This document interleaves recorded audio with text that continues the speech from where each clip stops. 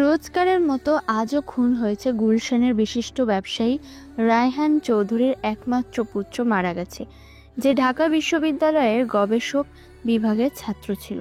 কিন্তু কিভাবে মারা গেছে তা কেউ জানেই না, কারণ দরজার ভিতর থেকে লক ছিল আর জানালা সবকিছু তো বন্ধ ছিল।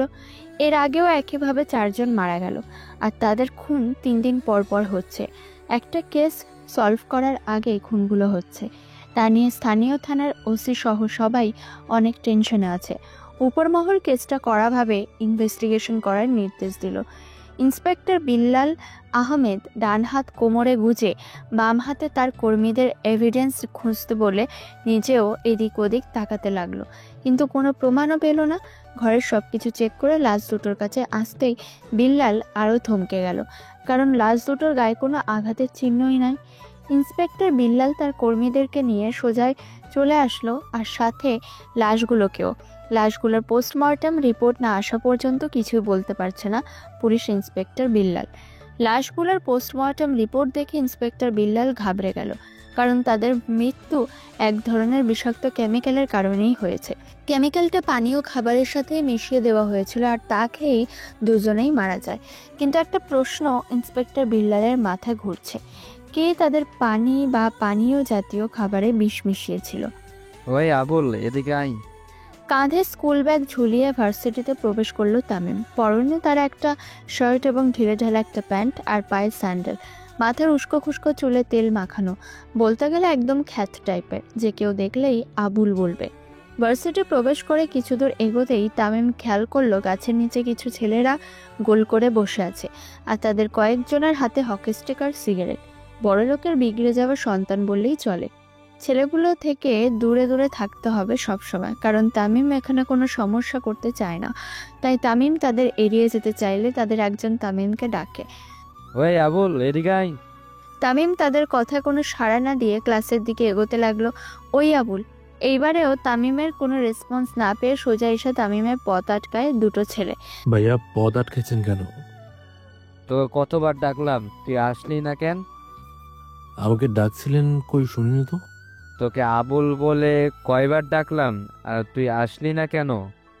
সরি ভাইয়া, আমার নাম আবুল না, আমার নিজস্ব একটা নাম আছে। আমার মুখে মুখে তর্ক করছিস? তুই আজকে তোর একদিন কি আমার একদিন? তামিমকে টানতে টানতে তাদের বসের কাছে নিয়ে গেল ছেলে দুটো। তামিমকে তাদের বসের সামনে নিয়ে গেলে তাদের বস বলল, তুই 10 বার কান ধরে উঠবোস করবি। ভাইয়া প্লিজ এইবারের মতো ক্ষমা করে দেন। যা বলছি তাই কর, না হলে কিন্তু কাপড় খুলে এইদিক ওই দিক দৌড়াতে দিব, তখন ভালো লাগবে। এরপর তামিম তাদের কথা মতো কান ধরে উঠবোস করতে লাগলো। ভার্সিটির বাইরে দাঁড়িয়ে আছে 4-5টা গাড়ি। গাড়িগুলো সব তামিমের জন্যই অপেক্ষা করছে, কিন্তু তামিমের কোনো খোঁজ খবর না পেয়ে তার গার্ডরা তামিমকে খুঁজতে ভার্সিটিতে ঢুকলো। হঠাৎ তারা দেখতে পায় তামিমকে কিছু ছেলেরা মিলে কান ধরে উঠবোস করতে দিয়েছে।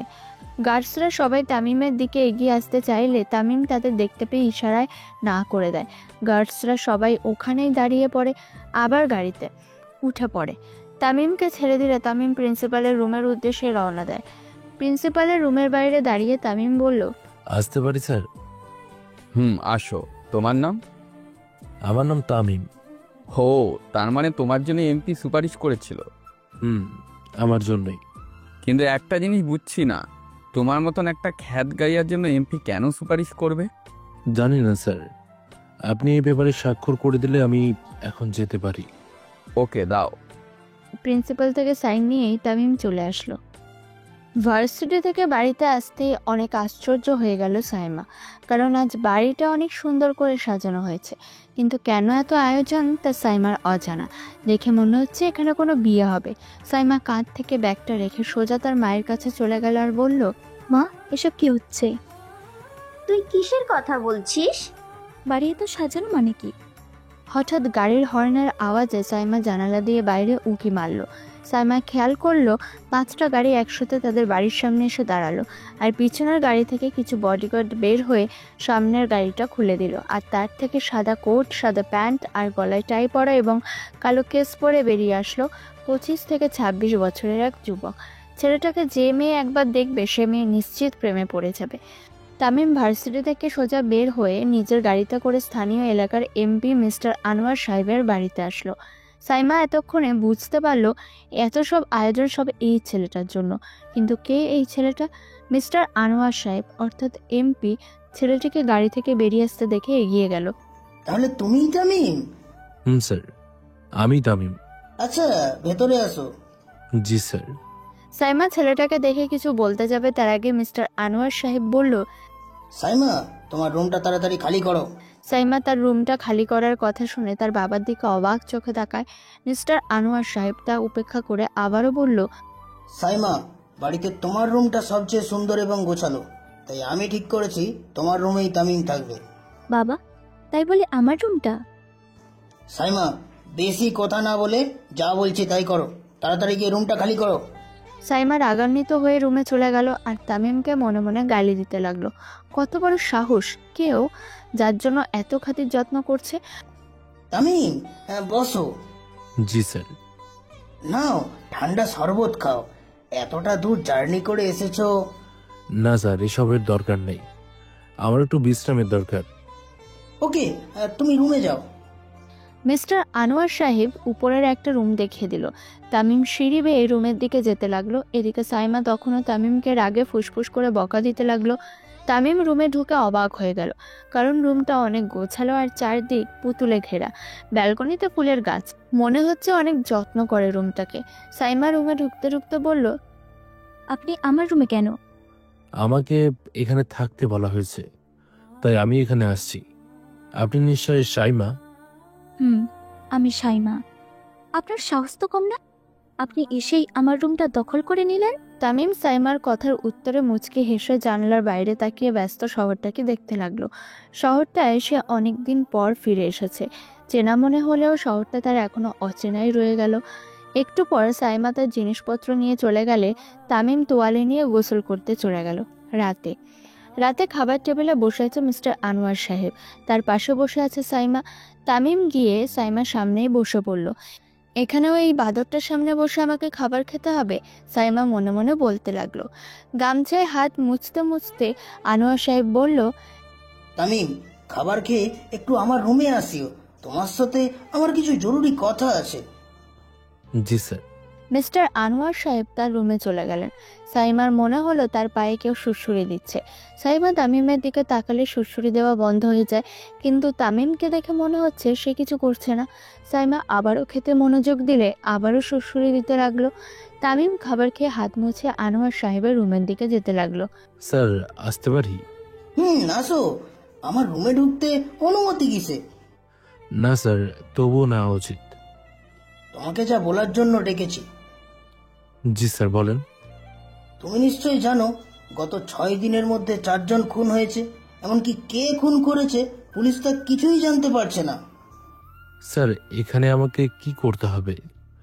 তুমি জানো তোমাকে উপর মহল থেকে এই কেসটা সলভ করার জন্য সিলেক্ট করা হয়েছে। আর স্বয়ং স্বরাষ্ট্রমন্ত্রী বলেছেন তুমি নাকি দেশের সবচেয়ে ভালো ইনভেস্টিগেটর। যেই কেস তুমি নাও সেই কেস সলভ না করে নাকি তোমার ঘুম হয় না। আমি বুঝতে পারছি আপনি কি বলতে চাচ্ছেন। আজ থেকে কেসটা আমি সলভ করব। তার জন্য যা খরচ হবে সব আপনাকেই বহন করতে হবে। যদি আপনি খরচ করতে না পারেন তাহলে আপনাকে এমপির পদ থেকে ডিমোশন করা হবে। সামান্য একজন পুলিশ অফিসার হয়ে তুমি আমাকে ডিমোশনের কথা বলো? তুমি জানো আমি চাইলে তোমাকে কি করতে পারি? আচ্ছা, যাই হোক স্যার, আপনার কথা শেষ হলে আমি এখন আসি। ওকে, যাও। Good night. সকালবেলা ইন্সপেক্টর বিল্লাল চা খাচ্ছেন, এমন সময় তার মোবাইলটা বেজে উঠল। হ্যালো, কে বলছেন? আপনি কি ইন্সপেক্টর বিল্লাল? আমি ইন্সপেক্টর বিল্লাল। কি হয়েছে বলুন। এমপির ঘরে খুন হয়েছে, আপনি তাড়াতাড়ি ফোর্স নিয়ে চলে আসুন। সকালবেলা বাড়িতে চেঁচামেচির কারণে তামিমের ঘুমটা ভেঙে যায়। তামিম রুম থেকে বেরিয়ে দেখে সবাই নিচে কান্না করছে। তামিম নিচে নেমে দেখে এমপির ছোট ছেলে আর ছোট ছেলের বউয়ের মৃতদেহ ফ্লোরে রাখা হয়েছে। স্যার, কি হয়েছে? তামিম, আবারও ওই আগের পদ্ধতিতে আমার ছোট ছেলেকে মেরে ফেলেছে। কি বলছেন? 2 দিনের মধ্যে কে এই খুনি তা তোমাকে খুঁজে বের করতে হবে। তোমার যত টাকা ফি লাগে, খরচ লাগে, সব আমি দেব। ওকে, আগামী 12 ঘন্টার মধ্যে আপনার ছেলের খুনি আপনার সামনে হাজির হবে। তামিম আর কিছু না বলে উপরে উঠতে যাবে এমন সময় পুলিশের গাড়ির আওয়াজে দাঁড়িয়ে পড়ে। ইন্সপেক্টর বিল্লাল তার সহপাঠী সহ এমপি ছেলের রুমের দিকে যেতে চাইলে মিস্টার আনোয়ার সাহেব বাধা প্রদান করে বলে, তোমাদের ওইদিকে যেতে হবে না, এই কেসটা এখন থেকে তামিম হ্যান্ডেল করবে। কি বলছেন স্যার? আমি সত্যিই বলছি। তামিম উপরে না উঠে সিঁড়ি দিয়ে নিচে নামতে নামতে বলল, মিস্টার বিল্লাল, আপনি আমাকে আগেরবার যেগুলো খুন হয়েছে সব খুনের পোস্টমর্টেম রিপোর্ট সহ যা যা প্রমাণ পেয়েছেন সব আমাকে দুপুরের মধ্যে পাঠিয়ে দেবেন, আর এই খুনগুলোর পোস্টমর্টেম রিপোর্টও পাঠিয়ে দেবেন। জি স্যার, পাঠিয়ে দেবো। স্যালুট মেরে লাশগুলোকে তুলতে বলে বিল্লাল সহ তার সহপাঠীরা চলে গেল। ইন্সপেক্টর বিল্লাল তামিমকে কেন স্যালুট মারল? তামিম আসলে কি কোনো গোয়েন্দার হেড নাকি অন্য কিছু? গোয়েন্দার মেইন অফিসার হলে তো স্যালুট দিতেই পারে, কিন্তু স্যার কেন ডাকলো? মিস্টার আনোয়ার সাহেব মনে মনে ভাবছে, স্যার, আমি কি সেটা না ভাবাই ভালো। আমি আমার রুমে গেলাম, অযথা চিন্তা করে লাভ নেই। আনোয়ার সাহেব আবারও অবাক হয়ে গেল, কারণ তিনি যা ভাবছেন সব তামিম কিভাবে জানতে পারলো। যাক, এসব ভাবার সময় নেই। আচ্ছা তামিম, শোনো। বলেন স্যার। আমার মেয়ে সাইমাকে তুমি ড্রাইভ করে ভার্সিটিতে পৌঁছে দিবা। মিস্টার আনোয়ারের কথা শুনতে পেয়ে সাইমা বলল, কখনো না, আমি এই ছেলেটার সাথে কখনো যাব না। সাইমা, তুমি কিন্তু বেশি বাড়াবাড়ি করছো। আচ্ছা ঠিক আছে, যাব।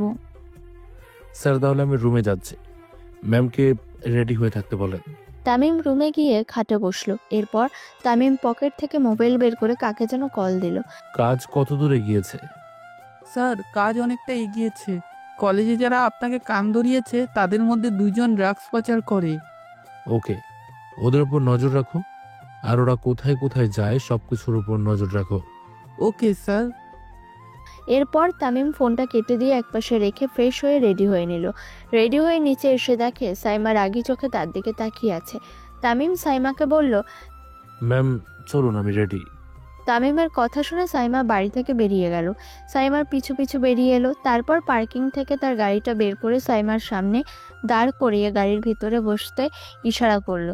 কিন্তু সাইমা গাড়িতে না উঠে স্থির হয়ে দাঁড়িয়ে আছে। তা দেখে তামিমের মাথা পুরো গরম হয়ে গেল। তামিম গাড়ি থেকে নেমে বলল, কি হলো, গাড়িতে উঠছেন না কেন?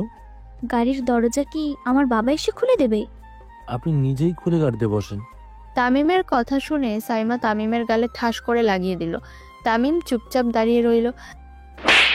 তোর সাহস তো কম না, সামান্য একটা 2 টাকার পুলিশ অফিসার হয়ে মুখে মুখে তর্ক করিস? তোকে তো আমি। তামিম কিছু না বলে চুপচাপ গাড়ির দরজা খুলে দিল। দরজা খুলে দিলে সাইমা গিয়ে গাড়িতে বসে। তামিম গিয়ে ড্রাইভারের সিটে বসে পড়ে আর গাড়ি স্টার্ট দেয়। তামিম গাড়ি চালাতে থাকে আর আয়নাতে সাইমাকে দেখতে থাকে। তামিমের খুব রাগ হচ্ছে। এই প্রথম কেউ তার গায়ে হাত তুলেছে। এর আগে কখনো কেউ তাকে এভাবে মারেনি। ভার্সিটিতে পৌঁছে গেলে তামিম গাড়িটা পার্কিং সাইটে গিয়ে থামিয়ে সাইমাকে নামিয়ে দিল। সাইমাকে নামিয়ে দিয়ে তামিম নিজেও গাড়ি থেকে নেমে ভার্সিটির ভিতরে প্রবেশ করলো। ভার্সিটিতে ঢুকতেই তামিমের মাথা গরম হয়ে গেল, কারণ কালকের ছেলেগুলো কয়েকটা মেয়েকে টিজ করছে। ভার্সিটিতে ঢুকতেই তামিমের মাথা গরম হয়ে গেল, কারণ কালকের ছেলেগুলো কয়েকটা মেয়েকে টিজ করছে, আপত্তিকর জায়গায় হাত দিচ্ছে। তামিম প্রথমে তাদের কাছে যেতে গিয়েও আবার কি যেন ভেবে পিছনে চলে এলো। এরপর সোজা প্রিন্সিপালের রুমে চলে গেল। আসতে পারি স্যার? হ্যাঁ আসো, কোনো সমস্যা? স্যার, আমি একটা কথা বলতে চেয়েছিলাম। বলো, কি কথা? আগে বাইরে ক্যাম্পাসে চলুন, তারপর বলছি। ক্যাম্পাসে কেন? স্যার, আসলে সমস্যাটা ক্যাম্পাসেই হচ্ছে, তাই যদি আপনি ক্যাম্পাসে আসেন তো ভালো হবে। ওকে চলো। এরপর প্রিন্সিপাল সহ তামিম ক্যাম্পাসে চলে আসলো। স্যার, ওরা মেয়েটাকে টিচ করছে, আপনি কিছু বলছেন না কেন? দাঁড়াও, আমি দেখছি। জি স্যার, ওদেরকে এখনই কলেজ থেকে বাহির করে দেন।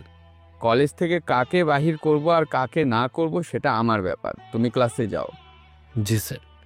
এরপর তামিম ক্লাসে না গিয়ে ক্লাসের কাছে এসে দাঁড়িয়ে রইল আর স্যার কি করছে তা দেখতে লাগলো। এখানে এইসব কি হচ্ছে সাইমন? আরে স্যার, আপনি তো জানেন এটা আমাদের রোজকার কাজ। তা তো জানি, তাই বলে ক্লাস না করে? তো জানা সত্ত্বেও বাধা দিতে আসছেন? আপনি তো জানেন আমাদের কাছে যারা বাধা দেয় তাদের আমি শেষ করে দিই, তবুও আপনি বাধা দিতে আসছেন কোন সাহসেই? আসলে একজন অভিযোগ করেছে তোমাদের নামে, তাই আসলাম। তা না হলে তোমাদের কাছে বাধা দেওয়ার কোনো মানে হয়? কে আমাদের নামে অভিযোগ করেছে? তার নামটা বলুন একবার। তার নাম তামিম, কাল নতুন ভর্তি হয়েছে। ও, তার মানে ওই খ্যাটটা, তাকে আমরা পরে দেখে নেব। আপনি এখন যান। ওকে, আমি যাচ্ছি। প্রিন্সিপাল স্যার আর কিছু না বলে সোজা অফিসের দিকে যেতে লাগলো। তামিমও পিছন পিছন প্রিন্সিপালের রুমের দিকে যেতে লাগলো। আর একটু দ্রুত হেঁটে গিয়ে প্রিন্সিপালের কাঁধে হাত রাখলো তামিম। অফিসের চারপাশে থাকা সব স্টুডেন্টস সহ সকলে অবাক হয়ে গেল তামিমের এরকম আচরণ দেখে। তামিম, এটা কি হচ্ছে? আমি শিক্ষক। কি?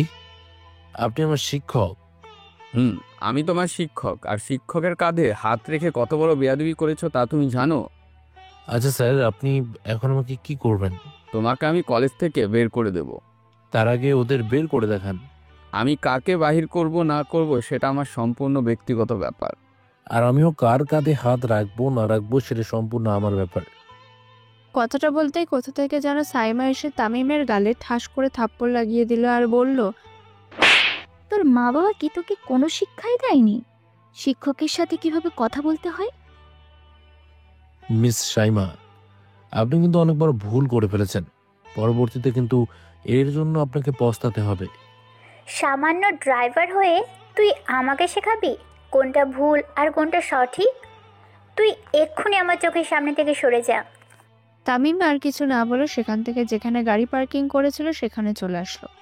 তামিম চলে আসলে প্রিন্সিপাল তার রুমের দিকে চলে গেল। আর রুমে গিয়ে নিজের চেয়ারে বসতে পিয়ন এসে বলল, স্যার, এই নিন আপনার জন্য পার্সেল এসেছে। কে পাঠিয়েছে? স্যার, জানি না, তবে যে দিতে এসেছে সে বলেছে এটা আপনাকে দিতে, অন্য কেউ যেন না দেখে। ওকে। প্রিন্সিপাল খামটা খুলতে লাগলো। খাম খুলে দেখতে পেল একটা লেটার আছে। প্রিন্সিপাল স্যার লেটার নিয়ে পড়তে লাগলো। পড়া শেষ হলে প্রিন্সিপাল অবাক হয়ে গেল, কারণ তাকে এই কলেজ থেকে রংপুরে ট্রান্সফার করা হয়েছে। প্রিন্সিপাল অফিস থেকে বেরিয়ে আসলো। তামিম গাড়িতে হেলান দিয়ে কাকে যেন কল দিল। হ্যালো মিজু। জি স্যার, বলুন। আজ রাতে একটা মিশন আছে, তোমাদের মনে আছে তো? জি স্যার, মনে আছে। আচ্ছা, তোমাদেরকে সাইমনদের উপর নজর রাখতে বলেছিলাম, রেখেছো? ওরা কোথায় যায়? জি স্যার, ওদের উপর আমরা 24 ঘন্টা নজর রাখতেছি স্যার। ওকে, আজকে আমাদের মিশন ওদের খতম করা। কিন্তু স্যার। কোনো কিন্তু নয়, ওরা থাকলে সমাজে আরো ঝামেলার সৃষ্টি হবে, তাই ওদের এবার খতম হওয়ার পালা। কিন্তু স্যার, এটা কি ঠিক হচ্ছে? ওরা কিন্তু এক একজন অনেক পাওয়ারফুল লোকের ছেলে। আমি এত কিছু শুনতে চাই না, তোমরা রাতে রেডি থাকবা, ব্যাস। রাখলাম আমি। এই বলে তামিম কলটা কেটে দিল। কল কেটে দিয়ে সোজা থানার দিকে রওনা দিল। ইন্সপেক্টর বিল্লাল শহরে হওয়া খুনগুলো নিয়ে ভীষণ চিন্তিত। তামিম থানাতে ঢুকে দেখে ইন্সপেক্টর বিল্লাল কিছু একটা নিয়ে খুব চিন্তিত। তাই তামিম বলল, ইন্সপেক্টর বিল্লাল, আপনি কি কিছু ভাবছেন? মনে মনে ইন্সপেক্টর বিল্লাল এইসব ভাবছে। হঠাৎ কারো ডাকার আওয়াজে তার ধ্যান ভাঙল।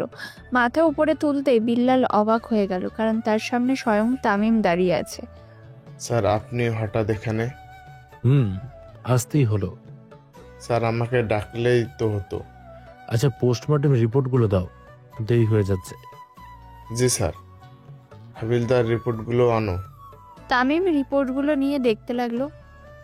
মিস্টার বিল্লাল, আপনি কি আরো অনেক দামি কিছু আমাকে দিচ্ছেন না? হয়তো কোনো সমস্যা নেই, ওইটা ছাড়া আমি কেস সলভ করে নেব।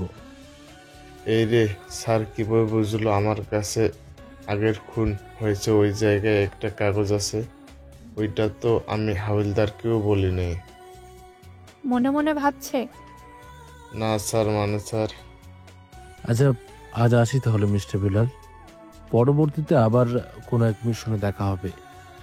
তামিম প্রমাণ আর রিপোর্টগুলো নিয়ে ভার্সিটিতে চলে আসলো, কারণ ভার্সিটিতে যে সাইমা আছে আর একটু পরে ভার্সিটি ছুটি হবে। তাই তামিম তাড়াতাড়ি পা চালিয়ে ভার্সিটিতে চলে আসলো। কপাল ভালো, এখনো 2 মিনিট সময় আছে ছুটি হতে। তামিম নিজের ফোন টিপতে লাগলো। হঠাৎ খেয়াল করলো সাইমা আসছে। তামিম তাড়াতাড়ি মোবাইলটা পকেটে ঢুকিয়ে দাঁড়িয়ে থাকলো। সাইমা গাড়ির কাছে আসতেই তামিম দরজাটা খুলে দিলে সাইমা গাড়িতে উঠে বসলো। এরপর তামিম গিয়ে ড্রাইভিং সিটে বসে গাড়ি স্টার্ট দিল। গাড়ি কিছুদূর যাওয়ার পর সাইমা বলছে, আপনি কে বলুন তো? আমি একজন পুলিশ অফিসার। না, আমার কেন জানি না মনে হচ্ছে আপনি পুলিশ না, আপনি অন্য কিছু, যা আমাদের থেকে লুকিয়ে রেখেছেন। আপনি কি বলছেন? আমি সামান্য একজন পুলিশ অফিসার, এর চেয়ে বেশি কিছু নয়। না, কিন্তু আপনার সাথে প্রিন্সিপালের ঝামেলা হওয়ায় প্রিন্সিপালের ট্রান্সফার হয়ে গেল। প্রিন্সিপালের ট্রান্সফারের সাথে আমার কি সম্পর্ক? আমার মনে হলো তাই বললাম। সকালের এমন ব্যবহারের জন্য সরি। সমস্যা নেই, সামান্য পুলিশ অফিসারের থেকে বেশি কিছু পাওনা হতে পারে আমার মনে হয় না। এভাবে কথা বলছেন কেন? আমি আর কিছু না বলে ড্রাইভ করতে লাগলাম। বাসায় পৌঁছলেই সাইমাকে নামিয়ে দিয়ে আবারও গাড়ি স্টার্ট দিয়ে সেখান থেকে সোজা চলে গেলাম সাইমনদের আড্ডার দিকে। আড্ডার কাছে পৌঁছতেই লুকিয়ে লুকিয়ে আড্ডার দিকে যেতে লাগলাম। পেছন থেকে উকি দিয়ে দেখি ওরা সবাই ড্রাগসের প্যাকেটগুলো গাড়িতে ভরছে। ওদের মধ্যে একজন বলছে, আজ রাত 10টায় বক্সগুলো সাপ্লাই করতে হবে। আর একজন বলছে, তাড়াতাড়ি গাড়িতে তুলতে হবে। হ্যাঁ, তাড়াতাড়ি কর। তামিম মনে মনে ভাবলো তাহলে আমাকে রাতেই ওদের উপর অ্যাকশন নিতে হবে। তামিম সেখান থেকে বাসায় চলে আসলো। তামিম বাসায় প্রবেশ করতে মিস্টার আনোয়ার সাহেব প্রশ্ন করলো, তামিম, এতক্ষণ কই ছিলে? স্যার, একটা জরুরি কাজ ছিল। কি এমন কাজ যা আমাকে বলে যেতে পারো নাই? স্যার, আমি আপনার ছেলের খুনিকে তার তদন্ত করতে গিয়েছিলাম। কিছু কি জানতে পেরেছো? অনেক কিছু জানতে পেরেছি, তবে এখন কিছু বলতে পারবো না। একেবারে সকালে জানতে পারবেন। আমি আমার রুমে যাচ্ছি। মিস্টার আনোয়ার সাহেব আর কিছু বলল না। তামিম রুমে এসে ফ্রেশ হয়ে তার লাগেজে থাকা 9mm পিস্তলটা কোমরে গুজে নিল।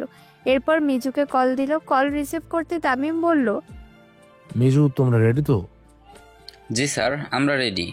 তোমরা এখন কোথায়? আপনি যেখানে দাঁড়াতে বলেছিলেন সেখানে দাঁড়িয়ে আছে। আপনি কোথায়? On the way. তোমরা ওইখানে দাঁড়াও, আমি আসছি। Okay sir. এরপর তামিম বেরিয়ে চলে আসলো। আসার পথে তানিশাকে দেখতে পেল তামিম। তামিম হেঁটে হেঁটে সাইমনদের আড্ডার দিকে যেতে লাগলো। অন্যদিকে সাইমন, রিয়াদ আর তার দলবলের সবাই আড্ডা দিচ্ছে। তার মধ্যে হঠাৎ সাইমন বলল, রিয়াদ, ওই ক্ষেত্রে কিন্তু আজকেই মজা দেখাতে হবে। শাইম, তুই একদম ঠিক বলেছিস। আজকে ওর একটা হেনস্থা করতেই হবে। আমি পোলাপানদের ওর পিছনে লাগিয়েছি। হঠাৎ সাইমনের মোবাইলে কে যেন কল দিল। বল। ওই খ্যাটটা বাসা থেকে বেরিয়ে আড্ডার দিকে যাচ্ছে। কি বলছিস? তুই ওরে ফলো কর, আমরা এক্ষুনি আসতেছি। কি হয়েছে রে শাইম? আর কারে ফলো করতে বলেছিস? আরে রিয়াদ, শিকার নিজেই ধরা দিচ্ছে। ওই খ্যাতটা একা একা আড্ডার দিকে আসতেছে। কি বলছিস? এই সুযোগে আমাদের আসল চেহারাটা দেখতে হবে। চল। এরপর সাইমন আর রিয়াদ সহ তাদের দলের ছেলেদের নিয়ে ভার্সিটির দিকে যেতে লাগলো। তামিম খেয়াল করলো তাকে কেউ একজন ফলো করছে, তাই তামিম মিজুকে আবার কল দিল। কলটা রিসিভ করতে অপর পাশ থেকে মিজু বলল, হ্যালো স্যার, বলুন। মিজু, আমাকে কেউ একজন ফলো করছে। কি বলছেন স্যার? আচ্ছা, যেটা বলছি সেটা শোনো। আমি এখন ওদের আড্ডার আগে ভার্সিটির সামনে একটা রেস্টুরেন্ট আছে, তার রেস্টুরেন্টের উত্তর পাশে একটা পার্ক আছে, আমি ওইখানে আছি। তোমরাও ওইখানে চলে আসো, আর আমি যখনই বলবো তখনই সবাইকে শুট করে দিবা। ওকে স্যার, আমরা এখনই আসতেছি। তামিম সোজা ভার্সিটির পাশের পার্কে চলে গেল। তামিম আনমনে মোবাইল টিপছে। হঠাৎ তামিমের মাথায় কে যেন বাড়ি দিল। এরপর তামিমকে পার্কেই একটা গাছের সাথে বেঁধে রাখলো। এরপর তামিমের মুখে পানি মারলে তামিমের হুঁশ ফিরে আসে। তামিম হুঁশ ফিরে আসলে তামিম তার সামনে সাইমন, রিয়াদের সবাইকে দেখতে পায়। তামিম তাদের দেখে হাসতে লাগলো।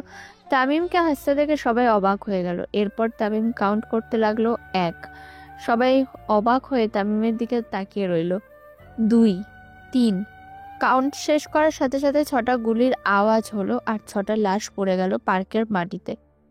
সকালবেলা তামিম ফ্রেশ হয়ে নাস্তা করে নিল। মিস্টার আনোয়ার সাহেবও নাস্তা করে নিল।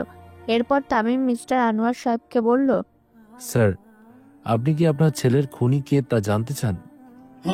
জানতে চাই, এবং তার অনেক কঠিন থেকে কঠিনতর শাস্তির ব্যবস্থা করব। ওকে মিস্টার জাভেদ, আপনি কি কিছু বলবেন নাকি আমি বলবো? আচ্ছা, আমি বলছি। মিস্টার আনোয়ার সাহেব, আপনি যাদের আপনার আপন মনে করতেন তারা আসলে আপন না। আপন হয়ে তারা আপনার সামনে ভালো সাজে আর পিছনে পিছনে ক্ষতি করে দেয়। মিস্টার তামিম, তুমি কিন্তু লিমিট ক্রস করছো। Wait mister Javed, cool down. এখন যদি এত চিল্লাচিল্লি করেন তাহলে আমি বলবো কিভাবে কে খুন করেছে আর কেনই বা খুন করেছে। আচ্ছা মিস্টার আনোয়ার সাহেব, শুনুন, আপনার এই বিশাল সাম্রাজ্যের একমাত্র মালিক হবে আপনার ছোট ছেলে। আর আপনার ছোট ভাই তো মেনে নিতে পারেনি, কারণ সে চায় না তার মতো তার ছেলেরাও আপনার ছেলের গোলামি করুক। তাই তারা সিদ্ধান্ত নেয় আপনার ছেলে ঘুমানোর আগে ড্রিঙ্কস করে, আর তারা সেই ড্রিঙ্কসে বিষাক্ত কেমিক্যালটা মিশিয়ে দেয়, যার কারণে এর আগেও 4টা খুন হয়েছে। কিন্তু ভাগ্যক্রমে ওদিন রাতে সে ড্রিঙ্কস করে নাই। তাহলে খুনটা করলো কে? এইবার আসি মিস রায়হান ওরফে মিসেস চৌধুরী। আপনি কিছু বলুন। থাক, আমি বলি। মিস্টার আনোয়ার সাহেব, আপনি যাকে আপনার ছোট ছেলে মনে করেন, আসলে সে আপনার ওরসজাত সন্তান নয়। সে সন্তানটা আপনার স্ত্রীর এক বন্ধুর সন্তান। সেটা আপনার ছোট ছেলে জানতে পারে, আর আপনার ছোট ছেলে সবাইকে বলে দেবে এই ভেবে মিসেস রায়হান তার ছেলে আশিসকে খুন করার পরিকল্পনা করে। 2-1বার খুন করতে চেয়েছিল, কিন্তু সফল হয়নি। আসলে কে এই খুনি তা তুমি খুলে বলবে, এতে ফেসে ফেলার কি আছে? কুল মিস সাইমা। এবার আসি মিস সাইমা, আপনি তো আপনার ভাইকে প্রচন্ড ভালোবাসেন, তবুও কেন খুন করতে চেয়েছিলেন? তামিমের কথা শুনে আবারও সবাই অবাক হয়ে গেল। এরপর আবারও তামিম বলতে লাগলো, আচ্ছা মিস্টার আনোয়ার সাহেব, শোনেন, কিছুদিন আগে রাইসা নামে এক মেয়েকে ধর্ষণ করে, আর রাইসা সাইমার বান্ধবী ছিল। সাইমা তার প্রতিশোধ নেওয়ার জন্য প্রতিনিয়ত তার একমাত্র ভাইকে খুন করার পরিকল্পনা করে। কিছুদিন আগে আপনারা সবাই একটা ট্যুরে গিয়েছিলেন, কিন্তু সাইমা আর আশিস যায়নি। ওই দিন রাতে আপনার ছোট ছেলে আর তার বন্ধুরা মিলে এখানে পার্টি করে। আশিসের বন্ধুরা সবাই মিলে সাইমাকে খারাপ নজরে দেখছিল। সাইমার ভাই মানে আশিস তা বুঝতে পেরে সবাইকে সাইমার প্রতি আরো লোভাতুর দৃষ্টিতে তাকানোর সুযোগ করে দেয়। আমি জানি একটা মেয়ের কাছে এটা কতটা লজ্জার এবং সম্মানের বিষয়। সাইমা তা সহ্য করতে পারেনি। ওই দিন বাড়ি থেকে সোজা বেরিয়ে রাইসার বাড়িতে সে চলে যায়। এর পরের দিনই আশিস রাইসাকে ধর্ষণ করে। রাইসার ধর্ষণের প্রতিবাদ করতে রাইসার বড় ভাই আর রাইসা আশিসকে মেরে ফেলার পরিকল্পনা করে, কিন্তু তার আগে আশিসকে মেরে দেয়। ফলে রাইসার পরিকল্পনাও ব্যর্থ হয়। মিস্টার আনোয়ার সাহেব, আপনাকে একটা কথা বলি, এখানে দোষ আপনার ছোট ছেলের। আপনার ছোট ছেলে অনেক খারাপ কাজ আর নিচুতম কাজ করেছে। কিন্তু আপনি এসব কিভাবে জানেন? রায়শাকে ধর্ষণের কথা আর ভাইয়া তার বন্ধুদের দিয়ে আমাকে টিচ করার কথা কিভাবে জানেন? আমরা তো আপনাকে এইসব কিছু বলিনি। মিস সাইমা, আপনি তো ভুলে যাচ্ছেন আমি কে। আমি প্রথমে থানা থেকে রিপোর্টগুলো আনার পর এই বাড়ির কাজের লোকেদের সাথে কথা বলি, কেননা প্রত্যেকটা বাড়ির কিছু সিক্রেট ক্যামেরা থাকে। সেগুলো হচ্ছে বাড়ির কাজের লোক। পরিবারের সদস্যরা যা জানে তার চেয়ে দ্বিগুণ জানে ওই পরিবারের কাজের লোকেরা। তামিম, এখন বলো, কে খুন করেছে আমার ছেলেকে? আপনার ছেলেকে আপনার স্ত্রী মিসেস রায়হান আর তার বন্ধু মানে আশিসের বাবা খুন করেছে। কি? তোমার এত বড় সাহস! তুমি আমার ছেলেকে খুন করেছো? ওয়েট মিস্টার আনোয়ার, এত চিল্লাচিল্লি করছেন কেন? আচ্ছা শুনেন, মিস সাইমাকে আমার সাথে ক্যালিফোর্নিয়া যেতে হবে। আমি কেন আপনার সাথে ক্যালিফোর্নিয়া যাব? আপনি নিজেই ভেবে নিন কেন যেতে হবে। ও আচ্ছা, আগে হয়ে যাওয়া খুনগুলোর জন্য? ধরে নিতে পারেন তাই। তাই বলে আমাকে কেন? আমি এত কথা বলতে চাই না। আপনাকে 20 মিনিট সময় দিচ্ছি, তার মধ্যে রেডি হয়ে আমার সামনে আসুন। আমার 20 মিনিটে হবে না, 30 মিনিট লাগবে। ওকে, জলদি আসুন। সাইমা চলে গেলে আমি আবারও আনোয়ার সাহেবকে বলি, মিস্টার আনোয়ার সাহেব, আপনি নিশ্চয়ই ভাবছেন আমি কেন সাইমাকে আমার সাথে নিয়ে যাচ্ছি। আমি এটাই জিজ্ঞেস করতে যাচ্ছিলাম, তার মধ্যে তুমি নিজেই বলে দিলে। আপনার মেয়ে মানে সাইমা একটা গোয়েন্দা সংস্থায় সিক্রেটলি কাজ করে, তাই আমার ভ্রমণের সাথী হিসেবে তাকেই সিলেক্ট করলাম। আর আমি থাকতে আপনার মেয়ের কিচ্ছু হবে না। তোমার উপর আমার ভরসা আছে, না হলে আমি কখনোই সাইমাকে যেতে দিতাম না। এরই মধ্যে সাইমা রেডি হয়ে চলে আসলো, আর আমি মিস্টার আনোয়ার সাহেবকে বললাম, ওকে তাহলে চললাম আমরা দুজনে। সাইমা আপনি রেডি তো? চলুন। এরপর তামিম আর সাইমা বেরিয়ে গেল। তামিম আর সাইমা আমেরিকান টাইম বিকাল 5টার দিকে আমেরিকার ফোনিক্স স্কাই হারবার ইন্টারন্যাশনাল এয়ারপোর্টে পা রাখে। এয়ারপোর্টের সব নিয়মকানুন মেনে তারা বাইরে চলে আসে। বাইরে এসে একটা ক্যাফেতে ওঠে।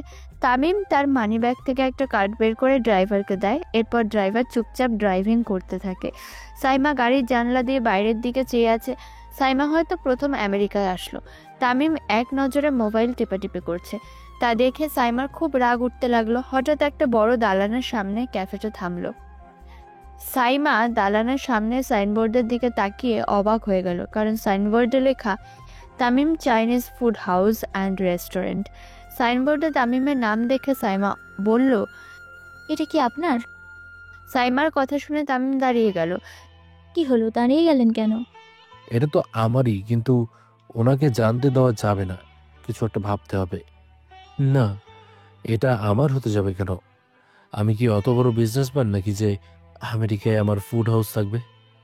ও, কিন্তু আপনার না হলে আপনি এটা চেনেন কি করে? আমি ড্রাইভারকে যে কার্ডটা দিয়েছি ওইটাই লিখে দিয়েছিলাম একটা হোটেলে নিয়ে যেতে, তাই হয়তো এখানে নিয়ে এসেছে। না, আমার কেন জানি মনে হচ্ছে এটা আপনার।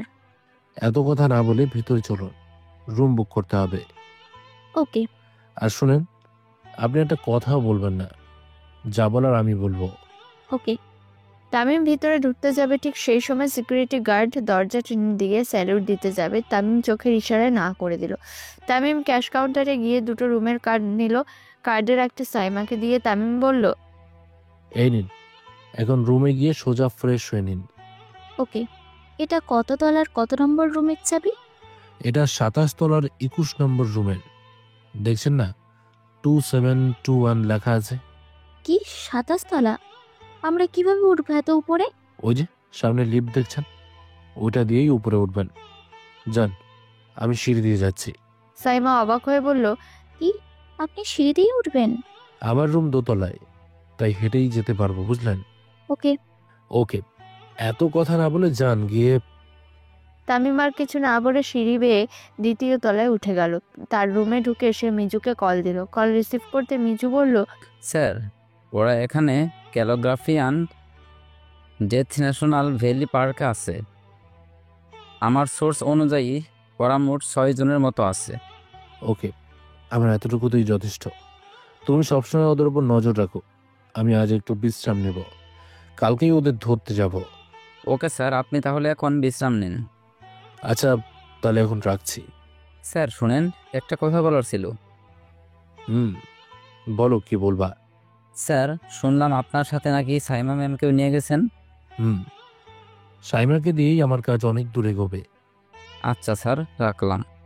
এই বলে মিজু কলটা কেটে দিল। আর তামিমও মোবাইলটা রেখে ফ্রেশ হয়ে রিসেপশনে কল দিয়ে নাস্তার অর্ডার দিল।